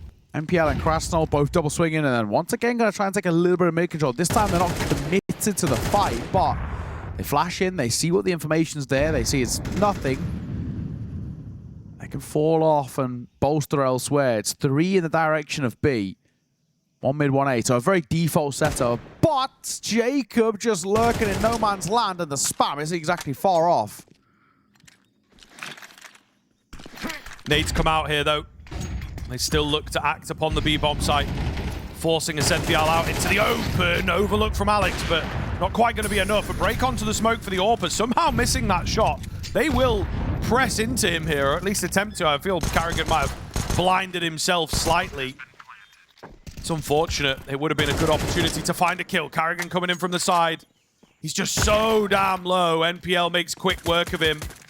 It is close. It felt like it was a little better than that for FaZe, but in the end, there was still 2 more players left to kill. Yeah, not a bad effort. That is for sure. Bait up to that 5th. The bomb plant will at the very least alleviate some of the financial pressures that we were talking about with this final round, but it's still not going to be that secure of a buy. Galil's coming out, which of course can be very difficult to deal with. Carrigan opting for the Tech 9 to bolster up the Utah a little bit. A tough round for FaZe to convert. We've seen them make use of these awkward ones, but this one is quite tough. They should be finding 6 here. If they play it, just a completely standard manner, they shouldn't have too many issues.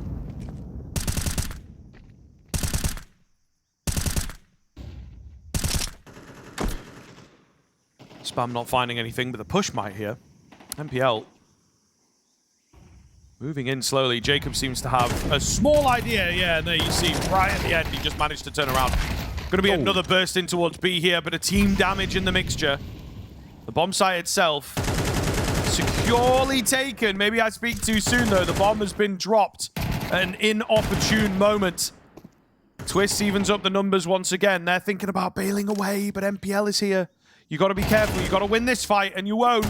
Oh, eventually goes down, brings it into the 1 versus 1. Brokey is immediately on for this AWP.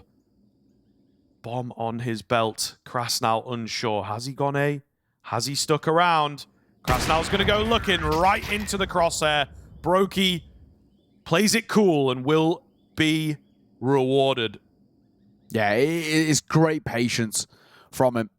So FaZe, a bit of a sigh of relief. As well, you can't really discount them on rounds like that, but a few things that just go wrong for Bait. I think that initial fight coming up from ramp, they've got to do a little bit better than that. I feel like you probably want to be going 2 for 1 in a situation like that. But either way, 7-5, continuing the trend of this series of it being very even. It's quite sad in a way that we have to say goodbye to one of these two teams, right? Because both of them have had some nice moments throughout this series and kind of proof in the pudding that they can look quite solid. That's ultimately how the cookie crumbles. Nice. It's all good, boys. Let's breathe now, okay? Yeah. Listen, Let's breathe indeed. We were talking about this in towards map number 2 at times. Just that relentless pace that was killing them a little bit. They needed a breather. Carrigan's realizing this. Into the overtimes especially, there was a couple moments you just see players sort of shaking a little bit on the mouse or doubting their decisions as soon as they've made them. There's a lot of energy to them, which I think you described it quite well. It can kind of suffocate you in a way. You can not catch yourself, not be in your right frame of mind. So Carrigan does well to just bring them back down to earth, moving into the CT side. I'm sure they'll feel a bit more comfortable. 4 on B to start off this pistol. Might just be the read of the century here. Brokey was tempted by pushing. I think he makes a smart call to fall back, but MPL pushing through the smoke will catch Carrigan. And open things up in the flames, fire at his feet. Brokey doesn't give a damn as they shut down towards B. That is a clinical breakdown of that execute. Well played by FaZe, but ultimately, as you said, it's a great call. What a stack. Yes. An absolute read coming in from FaZe. It will make all the difference and has set them on the right path immediately. Bait have got to figure it out. Not in this round. Hopefully in the next, but they've got to do it quickly. As all of a sudden, you come crashing back down to earth. And the series is once again getting out of your hands. They're going towards 8. They love a bomb plant out of this. A kill or 2. Anything more feels highly unlikely. It's Frozen and Brokey to meet and greet, but I don't think it's going to be too kind of one. The first for Frozen gets a second as Brokey doubles it down as well. The pistols put to bed. Nice and easily. No debate. No discussions. FaZe extend the lead to a pretty healthy one now. This is a 4-round buffer zone, and they're 4 rounds away. Bay haven't exactly got a lot of chances, despite it being pretty early in this second half. They don't really have a lot of opportunity left to kind of chip away here. They're running out of time.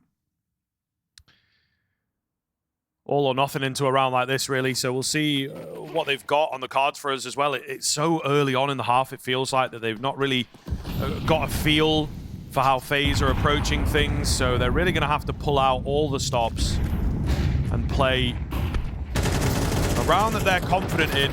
Blind sprays coming in. There's no one there, but I like the idea of just making sure. Mid control does come round for Bait. What can they do with it? No red room presence is a bit of a question for Bait.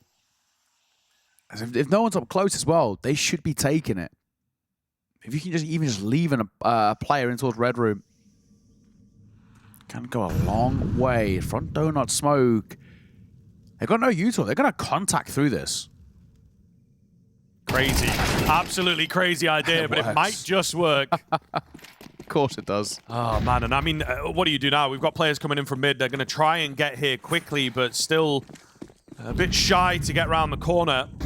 Flash will come in. There's no bomb plant as yet. They're happy to take the fights, and all of a sudden, FaZe start winning them, but the push back in from the T side eventually brings it down to a one-on-one as the dust settles out in the open. Karrigan switches up to the A1S, and he strikes true for double digits. That's a great swing. It really is. 10-5 now. Chances dwindling for Bait.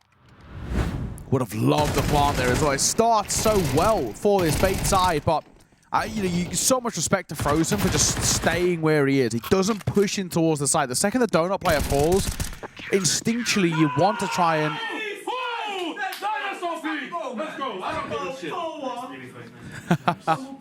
Getting hyped. It's what you're saying, but you instinctively want to push in to reclaim a bit of the space to deny them taking that control, but Frozen stands tall. He waits for the swings. He knows that Bait are going to get giddy when they've got the site, and he gets gifted a couple of freebies. Really well done. 10-5. And a second tack pause taken by Bait.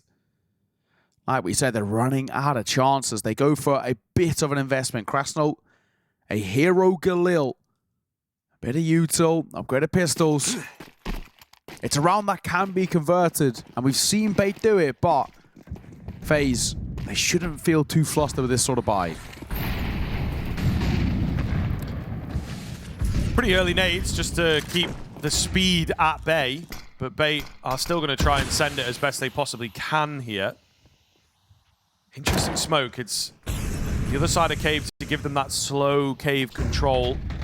Maybe looking to burst through their own smoke. They are indeed. The flash is just ineffective. It's far too easy. Not a single point of damage being taken by the FaZe Clan. They hit number 11. They might just be sending this one home. Yeah, the absolute definition of flawless by FaZe. Much better, much more like it. And these Bait T sides are coming back to haunt them as they have so many times in the past. It is rough to see. They have fallen so far from where they once were. The ending of that map number 2 was really, really quite good from Bait. It was to prove that this is a side that can go toe-to-toe with FaZe, but no longer. And Jacob really wanted to close the door. And what looks like it could be their last true full buy. Krasnov the first of 4. MPL will at least answer back with one of his own. As much as Krasnov might have dropped off, MPL has kept consistent all the way throughout this series. This is the difficulty, man. You know, when you have that map that you have to leave a part of yourself on, if you leave a bit too much, I think you can kind of feel into the next map that you're just playing a totally different game. And trying to adapt to that can be very, very tough. I think Bait have given a lot to Mirage, and rightfully so, and deservedly take it, but they have not gotten themselves going into this second half as well. Yeah. Really quite a difficult position they find themselves in, but stepping up a little at this moment. Slightly dodgy flash creates space for Twist, and he finds 2. The numbers are even. The orb comes in. It looks quick. All down to MPL to potentially save the series, to save the tournament for Bait. Never nice to go out quick, but that might just be the case here unless the IGL can clutch up. Scoots with the bomb. Where is this second player? He's asking questions to himself, and he's got time to try and figure it out, but Frozen does need to move. He goes for the open plant. Neither of them move. Brokey now starts to move his way back in. He's the known quantity. It's all about Frozen. Back turn as well, MPL. He's trying to use the pillar as protection, and he does. He isolates the fight, but he can't find it. Frozen. Oh my, right down to the wire. It's not a bad effort at all.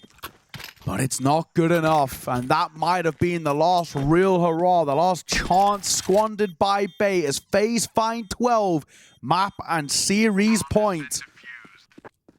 And it all comes down to this now. It's 7 in a row required for Bait to stay alive. Not only in the map, not only in the series, but the tournament.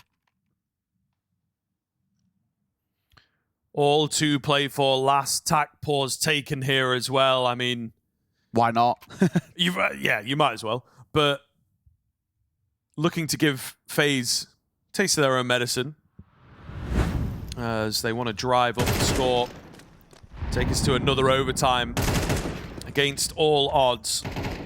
But it is not feeling likely, you know. It's not like we've seen. That's, as you say, closest round we've had for a while. We've not seen an awful lot of, oh, if only this kill went that way, or if only they had guessed correctly with the rotation or something along those lines. You know, those 50-50 kind of moments. It's not been enough of them to get us excited about the potential comeback. Yeah, I gotta agree. I really do. Well, now or never. Bait, what have you got for us? They buy back in and off the back of the tack pause. What has Madden tried to inspire in towards this side? They need 7 in a row. They are still yet to get a round on this T side. We weren't just saying it when we said they had the issues in the T side. It's plagued them here on Ancient. Grasnell move his way forward. Holding close Red Room. Jacob playing a standoffish approach. Happy to give them Red Room to hope to catch them overextending. Again, it's a very, very solid read here from FaZe. Something that they've not really gone for thus far in the half is the mid control. And we'll see. They're in the right place. Twist gets a little wacky moving through the smoke. And it will cost him his life. Jacob not necessarily with him on that. So man advantage and some decent control to work with, but the bomb gets dropped to the back, and this is, wow, okay, gone terribly, gone absolutely terribly here for Bait. They've got to try and recover the bomb. They've got no one in the cube angle, and all of a sudden it's just falling apart, but Carrigan makes mincemeat out of that. There's not a lot of HP on these two players, however, which I think is going to be their main advantage to work with. Carrigan not moving too quickly, does have to be careful, wins out his fight eventually, and leaves it all down to Headtrick to try and recover the pieces with 15 seconds remaining. Not looking likely. Carrigan hears him, but didn't have the gun out to catch him necessarily. Just trying to draw him in. 7 seconds, 6 seconds, now has to hold the bomb. He chooses not to, and that will be that. Bait's road comes to an end, and FaZe will survive. Yeah, what a showing by FaZe as well. An absolute clinic there in towards Ancients. The map has been a strong part of their pool, and unfortunately the same can't be said for Bait, and the issues plague them once again, but a brilliant display nonetheless from a side that I consider one of the favorites here at the CAC.